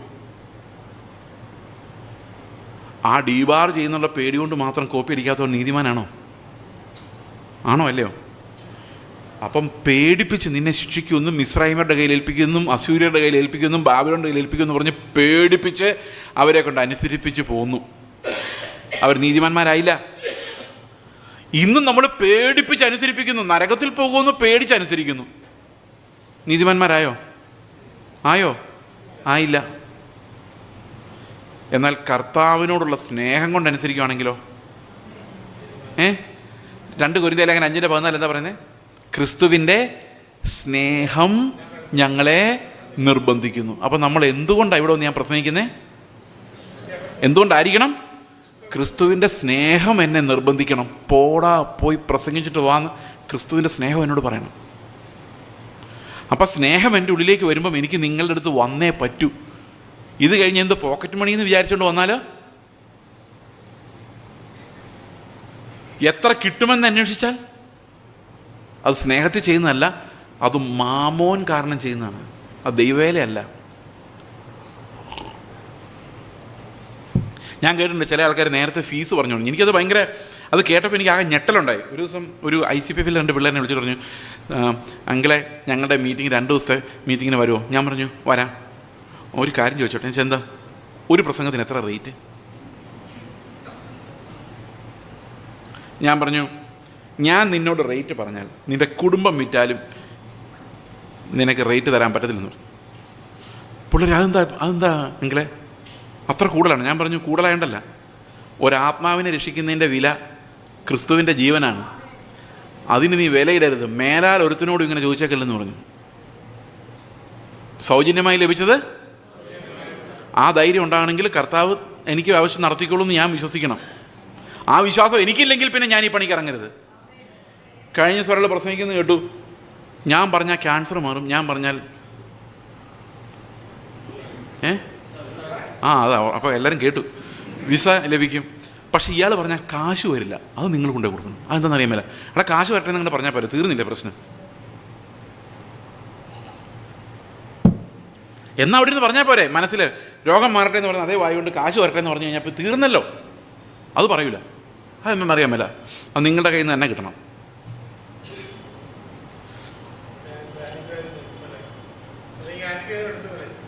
അനുഗ്രഹം ക്യാൻസൽ ചെയ്ത് കളയും. ഇവിടെ ഇരുന്നുകൊണ്ട് വിളിക്കും. ഇത് പിന്നെ വേറൊന്ന്, എവിടെയെങ്കിലും പോയി എത്ര പേര് വരും, എത്ര പേരുണ്ട്, അത്രയും പേരുണ്ടെങ്കിലേ ഞാൻ പ്രസംഗിക്കുള്ളൂ. അവൻ കർത്താവിൻ്റെ ദാസനെ അല്ല. ഒരു ശമരിയാക്കാരി സ്ത്രീക്ക് വേണ്ടി വിശന്ന് പൊരിഞ്ഞ് ആ നടപ്പ് നടന്ന കർത്താവോ, ഒരു ഷണ്ണിന് വേണ്ടി ആ മരുഭൂമിയിൽ കർത്താവ് ഒരു ഫുൾ ടൈം ഈവാഞ്ചലിസ്റ്റിനെ പറഞ്ഞു വിട്ടത്. ഞാൻ ഈ വർഷം 5 പേരുള്ളൊരു ചർച്ചിൽ 3 ദിവസം പ്രസംഗിച്ചിട്ട് വന്നത്. 3 ദിവസം. അതിനകത്ത് ഒരാളായിരിക്കും അടുത്ത DL മോഡി. ആർക്കറിയാം നമ്മൾ എവിടെയാ കർത്താവ് ഇടുന്നത്? ജനറൽ പറഞ്ഞാൽ അല്ലെ, കമാൻഡർ പറഞ്ഞാൽ അനുസരിക്കുക എന്നുള്ളൂ. അതിപ്പോൾ ഒരാളെ ഉള്ളതിലും ആരും ഇല്ലെങ്കിലും മരുഭൂമിയിൽ വിളിച്ചു പറയുന്നവൻ്റെ വാക്കാണ് കർത്താവിൻ്റെ ശബ്ദം. ചിലപ്പോൾ ആരും കാണില്ല ഇതൊന്നും കേൾക്കാൻ. ഞാൻ ഈ ലോകത്തൊരു നന്മയുണ്ടെന്ന് പറയുന്ന ആളല്ല, വിശ്വസിക്കുന്ന ആളുമല്ല. അതുകൊണ്ട് നാളെ ആരും കേട്ടില്ലെന്നും വരാം. ഇത്രയും പേരൊക്കെ കേൾക്കുന്നത് തന്നെ ദൈവത്തിൻ്റെ വലിയ അനുഗ്രഹം ചിന്തിച്ചുകൊണ്ടാണ് ഞാൻ സംസാരിക്കുന്നത്. അപ്പോൾ സ്നേഹത്തിൻ്റെ നിർബന്ധത്താലല്ലാതെ, ദൈവത്തിൻ്റെ സ്നേഹത്തിൻ്റെ ആത്മാവിൻ്റെ നിർബന്ധത്തിലല്ലാതെ ചെയ്യുന്നതെല്ലാം പാപമാണ്. കാരണം അതിനകത്തൊന്നും ക്രിസ്തു ഇല്ല, ജീവനില്ലാത്ത പ്രവൃത്തികളാണ്. ആ മൂത്ത മകൻ ചെയ്തത് ജീവനില്ലാത്ത പ്രവൃത്തിയാണ്. പ്രവൃത്തി നന്നായിരുന്നു മറ്റവൻ്റെനേക്കാളും, പക്ഷെ ആ കുഞ്ഞിൻ്റെ അനുസരണമാണ് സ്നേഹം. ആ സ്നേഹമാണ് കർത്താവിൻ നോക്കുന്നത്. അതുകൊണ്ടാണ് സ്നേഹമില്ലെങ്കിൽ പിന്നെ ഒന്നുമില്ല എന്ന് പൗലോസ് പറയാനുള്ള കാരണം. ഓക്കെ ആണോ? ഒരു എക്സാമ്പിളിൽ പറയാം. നമ്മൾ എക്സാമിനേഷൻ ഹാളിൽ ഇരിക്കുകയാണ്, എല്ലാം വഷളം പിള്ളേരാണ്, മോശം പിള്ളേരാണ്. അപ്പോൾ എല്ലാവരും എക്സാമിനേഷൻ ഒരുങ്ങി. എങ്ങനെ ഒരുങ്ങുന്നേ? പിള്ളേരെങ്ങനെ ഒരുങ്ങുന്നേ? ഇങ്ങനെയുള്ള പിള്ളേർ എങ്ങനെ ഒരുങ്ങുന്നേ? ആവശ്യത്തിന് തുണ്ട് കടലാസ്, പിന്നെ സ്ലീവിനകത്ത് എന്തെങ്കിലും ഫോർമുല, ചെരുപ്പ് മാറ്റിയാൽ ചെരുപ്പിനകത്ത്. ഓർമ്മയുണ്ടോ പഴയ കാലം?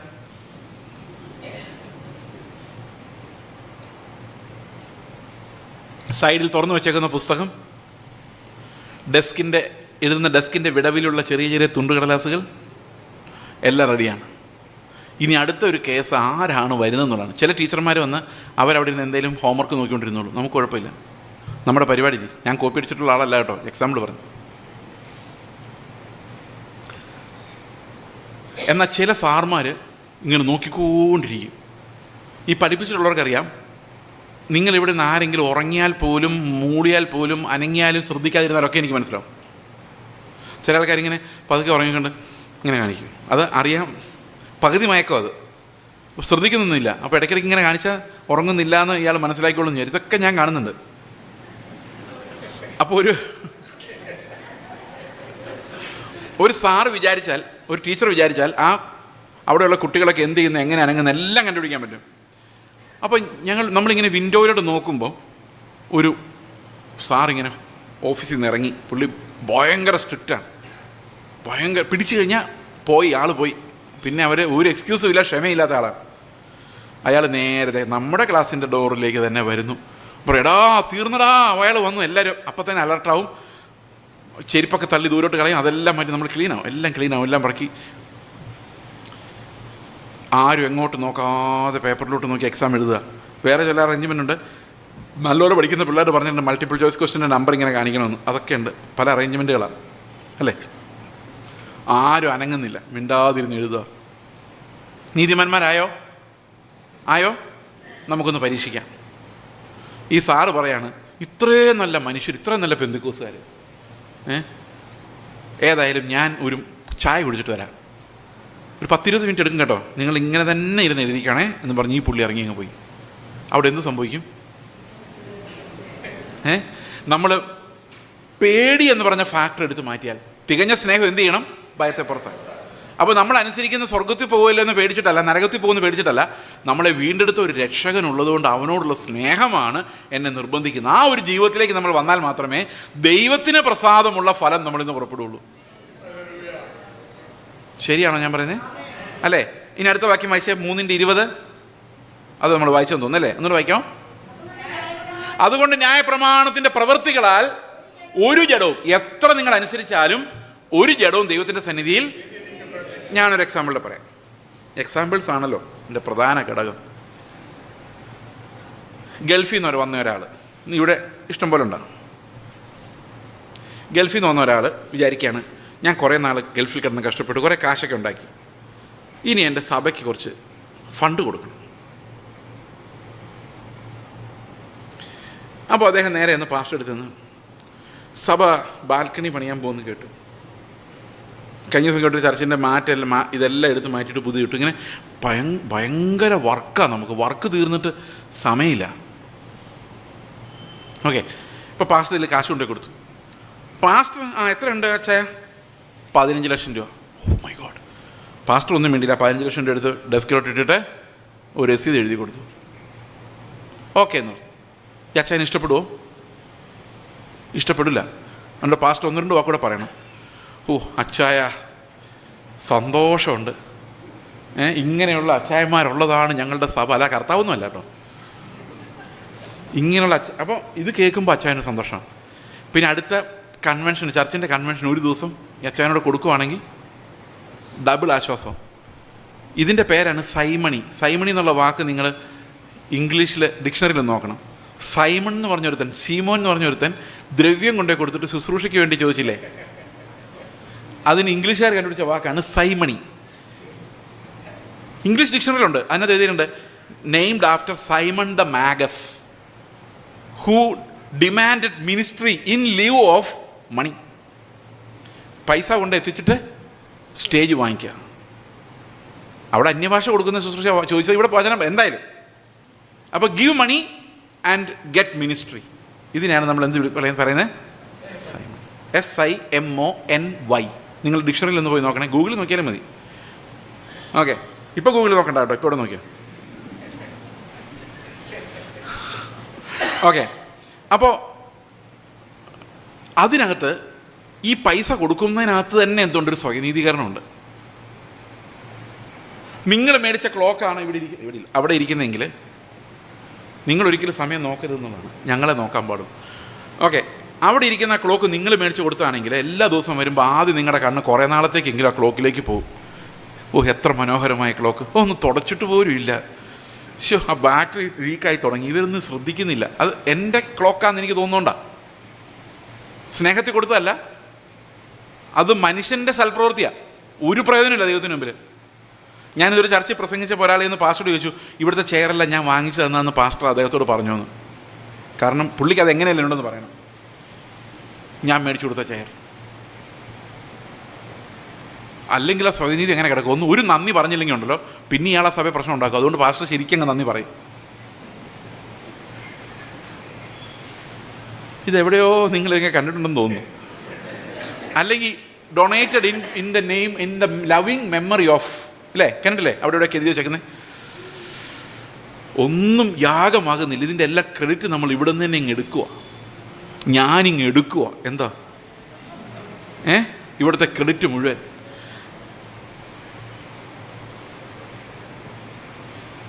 ഓക്കെ, ഞാൻ പറഞ്ഞു വന്നത് ഒന്നാമതേ കൊടുക്കുന്നത് തന്നെ പാപമാകുന്ന ഒരു അവസ്ഥയിലോട്ട് ഇപ്പോൾ വരുന്നത്.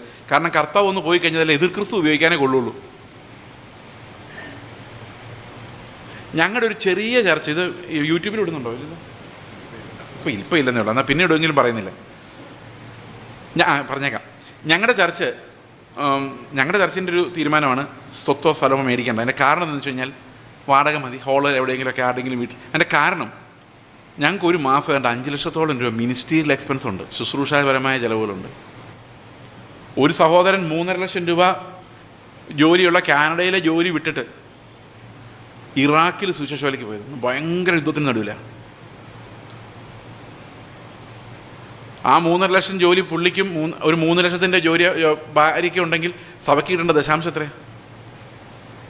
35 65,000 രൂപ ഒരു മാസം കിട്ടും. ഇപ്പോൾ അത്രയും പൈസ അവർക്ക് അങ്ങോട്ട് കൊടുക്കണം. അപ്പോൾ സഭയുടെ നഷ്ടം എത്രയാണ്? 65 1,30,000 രൂപ നഷ്ടമാണ്. പക്ഷെ ദൈവരാജ്യത്തിന് അത് ഭയങ്കര ലാഭമാണ്. കാരണം അവിടെ ആ നാട്ടിൽ ആൾക്കാർ സ്നാനപ്പെടുന്നതും സഭയായി കൂടി വരുന്നതൊക്കെ കാണുമ്പോൾ ഭയങ്കര അത്ഭുതമാണ്. അതാണ് നമ്മുടെ സന്തോഷം. ഓക്കെ, ഞാൻ പറഞ്ഞു വന്നത് സ്വയനീതിയെക്കുറിച്ചാണ്. നമ്മൾ എന്ത് പ്രവൃത്തി ചെയ്താലും അതിനകത്ത് നമുക്കൊരു സ്വയനീതിയുണ്ട്. അതുകൊണ്ട് അതിൻ്റെ പ്രതിഫലം ഇവിടെ തന്നെയാണ്. അതുകൊണ്ടാണ് ഈ ന്യായപ്രമാണത്തിൻ്റെ പ്രവൃത്തികളാൽ ഒരു ജഡവും ദൈവത്തിന് മുമ്പിൽ നീതീകരിക്കപ്പെടാത്തത്. അടുത്ത വാക്യം.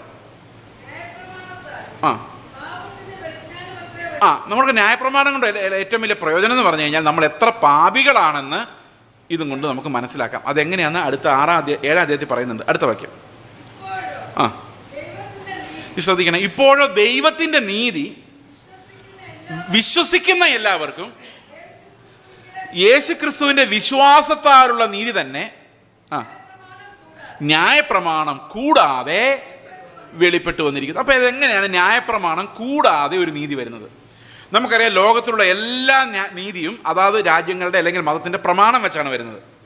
എന്നാൽ ഇവിടെ പറയുന്നു ന്യായപ്രമാണം കൂടാതെ വേറൊരു നീതി, ദൈവത്തിൻ്റെ നീതി വെളിപ്പെട്ടു വന്നിരിക്കുന്നു. അതെങ്ങനെയാണ് വരുന്നത്? നമുക്കൊന്ന് ആലോചിച്ച് നോക്കാം, എങ്ങനെയാണ് ഇത് വരുന്നത്? നിക്കോദമസിൻ്റെ കഥ നിങ്ങൾ കേട്ടിട്ടുണ്ടോ? നിക്കോദമസിൻ്റെ കഥ അറിയാലോ. യോഹന്നാൻ 3:3 കർത്താവ് പറയുന്നു, വെള്ളത്താലും ആത്മാവിനാലും, അല്ല 5-ാം വാക്യത്തിൽ, വെള്ളത്താലും ആത്മാവിനാലും വീണ്ടും ജനിച്ചില്ലെങ്കിൽ നീ ദൈവരാജ്യത്തിൽ കയറുവാൻ നിനക്ക് സാധിക്കില്ല. 5-ാം വാക്യം. ഓക്കെ, അപ്പോൾ നമ്മൾ ഈ രീതിയിൽ കയറില്ല. അതുകൊണ്ടാണ് ശിഷ്യന്മാരുടെ കർത്താവ് പറഞ്ഞത് സൂചിക്കുഴലിലൂടെ കയറുന്ന കാര്യം പറഞ്ഞപ്പം മനുഷ്യരാൽ അത് അസാധ്യം. അപ്പം നമ്മുടെ ജഡവുമായിട്ട്, നമുക്ക് ഈ സ്വഭാവവുമായിട്ട്, ഈ സെൽഫുമായിട്ട്, ഈ ഫ്ലഷുമായിട്ട്, ഈ സ്വയനീതിയുമായിട്ട് നമുക്ക് ഒരിക്കലും ആ സൂചിക്കുഴലിലൂടെ കയറാൻ സാധിക്കില്ല. അപ്പോൾ ഒന്നുകൂടെ ജനിക്കണം. ഒന്നുകൂടെ ജനിക്കുമ്പോൾ എന്തായിട്ട് ജനിക്കണം? 7-ാം വാക്യം വായിച്ചു. നിങ്ങൾ പുതുതായി ജനിക്കണമെന്ന് ഞാൻ നിങ്ങളോട് പറയുകയിൽ നിങ്ങൾ ആശ്ചര്യപ്പെടരുത്. കാറ്റ് അതിന് ഇഷ്ടമുള്ളിടത്ത് ഊതുന്നു, അത് എവിടെ നിന്ന് വരുന്നുവെന്നും എങ്ങോട്ട് പോകുന്നു നിങ്ങൾ അറിയുന്നില്ല. ആത്മാവിൽ ജനിച്ചവരെല്ലാം അതുപോലെ ആകുന്നു. അപ്പം നമ്മൾ എങ്ങനെ ജനിക്കണം? സൂചിക്കുഴ കൂടെ പോകണമെങ്കിൽ ആത്മാവിൽ ജനിച്ചാൽ നമ്മൾ എന്തുപോലെ ആകും? കാറ്റുപോലെ ആകും. അങ്ങനെ ആയാലേ നമുക്ക് ദൈവരാജ്യത്തിൽ പ്രവേശിക്കാൻ. ഇപ്പം വീണ്ടും ജനിച്ച ഒരാൾ കാറ്റുപോലെയാണെന്ന് പറഞ്ഞതിൻ്റെ അർത്ഥം എന്താ? അവരുടെ ആഗ്രഹം സെറ്റിൽ ചെയ്യണമെന്നല്ല, അന്ത്യം വരെ മൂവ് ചെയ്തുകൊണ്ടിരിക്കണം എന്നാണ്. എത്രയൊക്കെ മനസ്സിലായി ഞാൻ പറയുന്നത്? അപ്പോൾ ആത്മാവ് ഉള്ളിലുള്ള ആളോട് എന്താ ആത്മാവ് പറഞ്ഞുകൊണ്ടിരിക്കുന്നത്? എവിടെയെങ്കിലും അടങ്ങിയിരിക്കടാ, പത്രം വായിച്ചുകൊണ്ടെന്നല്ല. എന്താ പറയുന്നത്? മൂവ്. ഞാൻ ഈ കാനഡയിൽ ജോലി ചെയ്തുകൊണ്ടിരുന്ന ആ മകനാണ് ഇതിൻ്റെ എല്ലാം പൈനിയറിങ് വർക്ക് ചെയ്ത ആൾ. അവനന്ന് 25 വയസ്സുള്ളൂ, 25-26. ഈ പൈനിയറിങ് വർക്ക് ചെയ്ത മോൻ അവിടെ ജോലി കിട്ടി.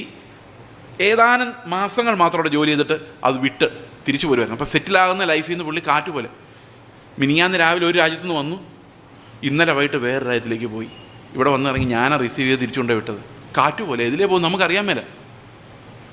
അപ്പോൾ നിങ്ങൾ ചോദിക്കും, നിങ്ങളുടെ സ്ഥിതി എന്താ? നിങ്ങൾ ഈ കുമ്പനാടൊക്കെ ഉണ്ടല്ലോ എന്ന് പറഞ്ഞു കഴിഞ്ഞാൽ, ഈ കാറ്റിൻ്റെ യഥാർത്ഥ സ്വഭാവം ഇത്രയേ ഉള്ളൂ. നിങ്ങളെല്ലാം അങ്ങനെ വിദൂര രാജ്യത്ത് പോകണമെന്നല്ല എൻ്റെ അർത്ഥം. ദൈവം എവിടെ വിടുന്നോ അവിടെ സന്തോഷം എന്നുള്ളതാണ്. എൻ്റെ കൂടെ കർത്താവുണ്ട്, അതാണ് എൻ്റെ സന്തോഷം. ഞാനൊരു ചെറിയ എക്സാമ്പിൾ പറയാം. കാറ്റ് പോലെ ആകുമ്പോൾ എന്താ പ്രത്യേകത? നമ്മൾ അത് വളരെ സിമ്പിളായിട്ട് മനസ്സിലാക്കും. ഇപ്പോൾ ഇതിന് 4 കഥകളുണ്ട് അല്ലേ? വെളിയിറങ്ങാൻ. ഓക്കെ, നമുക്ക് 2 കഥ ക്യാൻസൽ ചെയ്യാം. 2 കഥകൾ മതി. അല്ല, 5 കഥകളുണ്ട് അല്ലേ? ഓക്കെ, 2 കഥകൾ. ഒന്ന് ഇതിലെ, ഒന്ന് അതിലെ മാത്രം നിങ്ങൾക്ക് വെളിയിൽ പോകാൻ പറ്റുള്ളൂ എന്ന് വിചാരിച്ചോ. ഉപവാസ പ്രാർത്ഥനയാണല്ലോ. ഇന്ന് ഉപവാസ പ്രാർത്ഥന വൈകിട്ട് ഇപ്പോൾ മീറ്റിംഗ് കഴിയുമ്പോൾ ഉപവാസം തീരുന്നാണ് പാസ്റ്റർ പറഞ്ഞത്. അങ്ങനെ പറഞ്ഞത് എൻ്റെ ഓർമ്മ. അപ്പോൾ ഉപവാസം കഴിഞ്ഞിട്ട് നിങ്ങൾ ഈ വഴി ഇറങ്ങുവാണെങ്കിൽ കഞ്ഞിയും പയറും, ആ വഴി ഇറങ്ങുവാണെങ്കിൽ ചിക്കൻ ബിരിയാണി. നിങ്ങൾ ഏത് വഴി ഇറങ്ങും? ഏത് വഴി ഇറങ്ങും? കഞ്ഞിയും പയറും വഴിയാണ്. അതെ, അതങ്ങനെ പറഞ്ഞാലും ഞങ്ങളുടെ മകളുടെ കല്യാണം നടന്നപ്പം, ഞങ്ങളുടെ മകൾ എന്ന് പറഞ്ഞാൽ അഡോപ്റ്റഡ് മകൾ, അവളുടെ കല്യാണം നടന്നപ്പോൾ 125 പേരെ ഞങ്ങൾ വിളിച്ചു. എറണാകുളത്ത് വെച്ചായിരുന്നു കല്യാണം. 125 പേരെ വിളിച്ചു. കല്യാണ റിസപ്ഷനായിരുന്നു. അപ്പോൾ എന്താ ഉണ്ടാക്കേണ്ടതെന്ന് പരിചയമുള്ള ഒരു വിശ്വാസിയാണ് ഉണ്ടാക്കി തരുന്നത്. എന്ന് വെച്ചാൽ എല്ലാവരും പറയുന്നത് ചോറും കറിയും മതി എന്നാണ്. എല്ലാവരും അങ്ങനെ മലയാളിയോട് ചോദിച്ചാൽ അങ്ങനെ പറയും. അപ്പോൾ ഞാൻ പറഞ്ഞു ചോറും കറിയും വേണ്ട, ബിരിയാണി തന്നെ മതി, ഫ്രൈഡ് റൈസും ചിക്കനും മതി. അതെന്താ പാസ്റ്റർ? ഞാൻ പറഞ്ഞു, നിങ്ങൾ നോക്കിയൊരു കാര്യം ചെയ്യും, 125 ചിക്കൻ ബിരിയാണി ഉണ്ടാക്കുക, 125 പേരെ വിളിച്ചിട്ടുണ്ടല്ലോ, ഫ്രൈഡ് റൈസ് ഉണ്ടാക്കുക, 25 ചോറ് കരുതിയേക്ക്. നിങ്ങൾക്കൊരു രഹസ്യം അറിയാമോ? ആ 25 ചോറാണ് ബാക്കി വന്നത്. ഈ ചോറ് മതി എന്ന് പറഞ്ഞവരെല്ലാം ക്യൂ നിന്ന് ഇവന്മാർ പറയുന്ന ചോറ് വീട്ടിലുണ്ടാക്കി കഴിക്കാം, ബിരിയാണി കഴിക്കണ കടയിൽ പോകണം. അപ്പം ഒരു സ്പെഷ്യൽ ഫുഡെന്ന് പറഞ്ഞു കഴിഞ്ഞാൽ അതാ സത്യം. നിങ്ങൾ വേണേൽ പരീക്ഷിച്ച് നോക്കിയോ, ഇന്ന് വൈകിട്ട് കഞ്ഞിയും പയറും അവിടെ. അപ്പോൾ ഇങ്ങനെ സെറ്റാക്കി വെച്ചിരിക്കുകയാണ്. അന്നേരം വൈകിട്ട് നരേന്ദ്രമോദി ഇവിടെ വന്നെന്ന് വിചാരിച്ചോ. നരേന്ദ്രമോദി വന്നിട്ട് പറയും, ബായോ ബഹനോ കേരളക്ക കഞ്ഞി പീനെ കേലിയെ ഞാൻ ജാ രഹാ ഹോ എന്ന് പറഞ്ഞ് ഈ വഴി ഇറങ്ങിക്കഴിഞ്ഞാൽ നരേന്ദ്രമോദിയുടെ കഞ്ഞി കുടിക്കാൻ 4 പേരെങ്കിലും പോകൂലേ? അതിൻ്റെ സെൽഫി എടുത്തിടും. കാരണം അന്നേരം ബിരിയാണിയേക്കാളും നല്ലത് എന്തോ ഈ നരേന്ദ്രമോദിയുടെ കൂടെയുള്ള കഞ്ഞിയാണ് അല്ലേ? ശരിയല്ലേ? അപ്പോൾ നമ്മൾ എവിടെ കിടക്കുന്നു, എന്ത് കഴിക്കുന്നുള്ളതല്ല, നമ്മുടെ കൂടെ ആരുണ്ടെന്നുള്ളതല്ലേ കാര്യം, അല്ലേ? നമ്മൾ ഏത് സ്വന്തം വീട്ടിൽ കിടക്കുന്നോ വാടക വീട്ടിൽ കിടക്കുന്നോ എവിടെ കിടന്നാലും കൂടെ കർത്താവ് ഉണ്ടായാൽ പോരെ? നമ്മുടെ കാശുണ്ടെങ്കിലും ഇല്ലെങ്കിലും സമ്പത്തിലും ദാരിദ്ര്യത്തിലും കഷ്ടതയിലും എല്ലാം ഈ കർത്താവ് കൂടെ ഉണ്ടായാൽ പോരെ? അപ്പോൾ നമ്മുടെ രുചി ശരിക്കും ബിരിയാണി അല്ല തരുന്നത്, കൂടെയുള്ള ആളല്ലേ തരുന്നത്. അപ്പോൾ ദൈവത്തിൻ്റെ കൂടെ കഞ്ഞി കുടിക്കുന്ന പരിപാടിയാണ് നമ്മൾ കാറ്റുപോലെ എന്ന് പറയുന്നതിൻ്റെ അർത്ഥം. എത്ര പേർക്ക് മനസ്സിലായി? കഞ്ഞി എങ്കിൽ കഞ്ഞി, ബിരിയാണി എങ്കിൽ ബിരിയാണി. എവിടെ പോയാലും കർത്താവ് നീ എവിടെ ഉണ്ടോ. ഇപ്പം മോശയോട് കർത്താവ് പറഞ്ഞായിരുന്നു, നിന്നെ ഞാൻ ഒറ്റയടിക്ക് മിസ്രൈമിൽ എത്തിക്കാം. 33 അധ്യായം നിങ്ങൾ വായിച്ചു നോക്കണം. ഇതിനും കൂടുതൽ ഹിവ്യരെ ഗവരെ എല്ലാവരെയും ഞാൻ ഓടിച്ചേക്കാം, ഒരു ദൂതനെ വിട്ട് ഓടിച്ചേക്കാം, നിങ്ങൾ യുദ്ധം പോലും ചെയ്യേണ്ട, നേരെ അങ്ങ് പോയി കയറിക്കോ, ഒരു ദിവസത്തെ പരിപാടിയുള്ളൂ. പക്ഷെ ഞാൻ നിങ്ങളുടെ പോരത്തില്ല, കാരണം നിങ്ങൾ ഈ ഷേപ്പിൽ നിങ്ങളുടെ കൂടെ ഒരു ദിവസം നടന്നാൽ നിങ്ങളെല്ലാം കൊല്ലേണ്ടി വരും. അതുകൊണ്ട് എൻ്റെ ഡിസിപ്ലിൻ നിങ്ങൾ പഠിക്കണമെങ്കിൽ ഞാൻ പറയുന്ന വഴിയെ പോകണം, അല്ലെങ്കിൽ നിങ്ങൾ ഈ വഴി ഒറ്റയടിക്ക് ഞാൻ അവിടെ എത്തിക്കാം. വളരെ ചുരുങ്ങിയൊരു ദൂരം ഉണ്ടായിരുന്നുള്ളത്. മോശ പറഞ്ഞു, നീ ഞങ്ങളോട് പുറപ്പെടുന്നില്ലെങ്കിൽ ഞങ്ങളെ അയക്കണ്ട, ഞങ്ങൾ എതിരെ മരുഭൂമി കഷ്ടപ്പെട്ട് മരിച്ചു പോയാലും നീ ഞങ്ങളുടെ കൂടെ ഉണ്ടായാൽ മതി. O Lord, if you are with me I am satisfied. ഇത് നമ്മുടെ ഉള്ളിൽ നിന്ന് വരണം. കർത്താവ്, എൻ്റെ അവസ്ഥ ഏതായിരുന്നാലും കർത്താവെ നീ എൻ്റെ കൂടെ ഉണ്ടെങ്കിൽ അവിടെ നിന്നാണ് നമ്മുടെ സ്നേഹത്താലുള്ള നീതി ഉണ്ടാകുന്നത്. The presence of Christ generates such love in us that we become righteous. ഇതിൻ്റെ റെവലേഷനായിട്ട് പറയാൻ ഇത്ര അതിനകത്ത് പ്രധാനമായിട്ടുള്ളത്, യേശു ക്രിസ്തു തന്നെയാണ് നമ്മുടെ നീതി. അവനെ നേടുന്നവർക്ക് മാത്രമേ നീതിയിലേക്ക് കടക്കാൻ സാധിക്കുകയുള്ളൂ. ഓക്കെ, അപ്പോൾ ദൈവം നിങ്ങൾ അനുഗ്രഹിക്കട്ടെ. നമുക്കൊരു നിമിഷം പ്രാർത്ഥിക്കാം. വൈകിട്ട് വീണ്ടും കാണാം. ഞങ്ങളുടെ സ്വർഗ്ഗസ്ഥ പിതാവേ, അങ്ങയുടെ പുത്രനെ ഞങ്ങൾക്ക് തന്നതിനായിട്ട് സ്തോത്രം. അങ്ങയുടെ പുത്രൻ ഞങ്ങൾക്ക് വേണ്ടി മരിക്കാൻ മാത്രം ഞങ്ങളെ സ്നേഹിച്ചതിനായി സ്തോത്രം. ഞങ്ങളുടെ ശിക്ഷാവിധി എന്നേക്കുമായി എടുത്തു മാറ്റിയതിനായിട്ട് സ്തോത്രം. കർത്താവെ, ഞങ്ങളെ സ്വർഗത്തിൻ്റെ അവകാശികളാക്കി, ദൈവത്തിൻ്റെ മക്കളാക്കി, ഈ നശിച്ചു പോകുന്ന ഭൂമിക്ക് മുകളിൽ നിത്യതയിൽ ഞങ്ങൾക്കൊരു അവകാശം തന്നതിനായിട്ട് സ്തോത്രം. കർത്താവെ, ഞങ്ങൾ വിശ്വാസത്തോടെ അവകാശത്തിലേക്ക് നോക്കുന്നു, നിന്നിലേക്ക് നോക്കുന്നു. നീ തന്നെ ഞങ്ങൾക്ക് അതിമഹത്തായ പ്രതിഫലമായി മാറിയിരിക്കുന്നതിനാൽ ഓരോ സമയത്തും ഞങ്ങളുടെ കൂടെ നീ ഉള്ളതിനാൽ ആ പ്രസൻസ് തന്നെ ഞങ്ങളെ ആശ്വസിപ്പിക്കുകയും ആനന്ദിപ്പിക്കുകയും ചെയ്യുന്നു. കർത്താവെ, ആ ഒരു ആത്മീക അവസ്ഥയിലേക്ക് ഞങ്ങൾ ഓരോരുത്തരെയും നയിക്കണമേ. കർത്താവ് യേശു ക്രിസ്തുവിൻ്റെ നാമത്തിൽ തന്നെ ആമേൻ.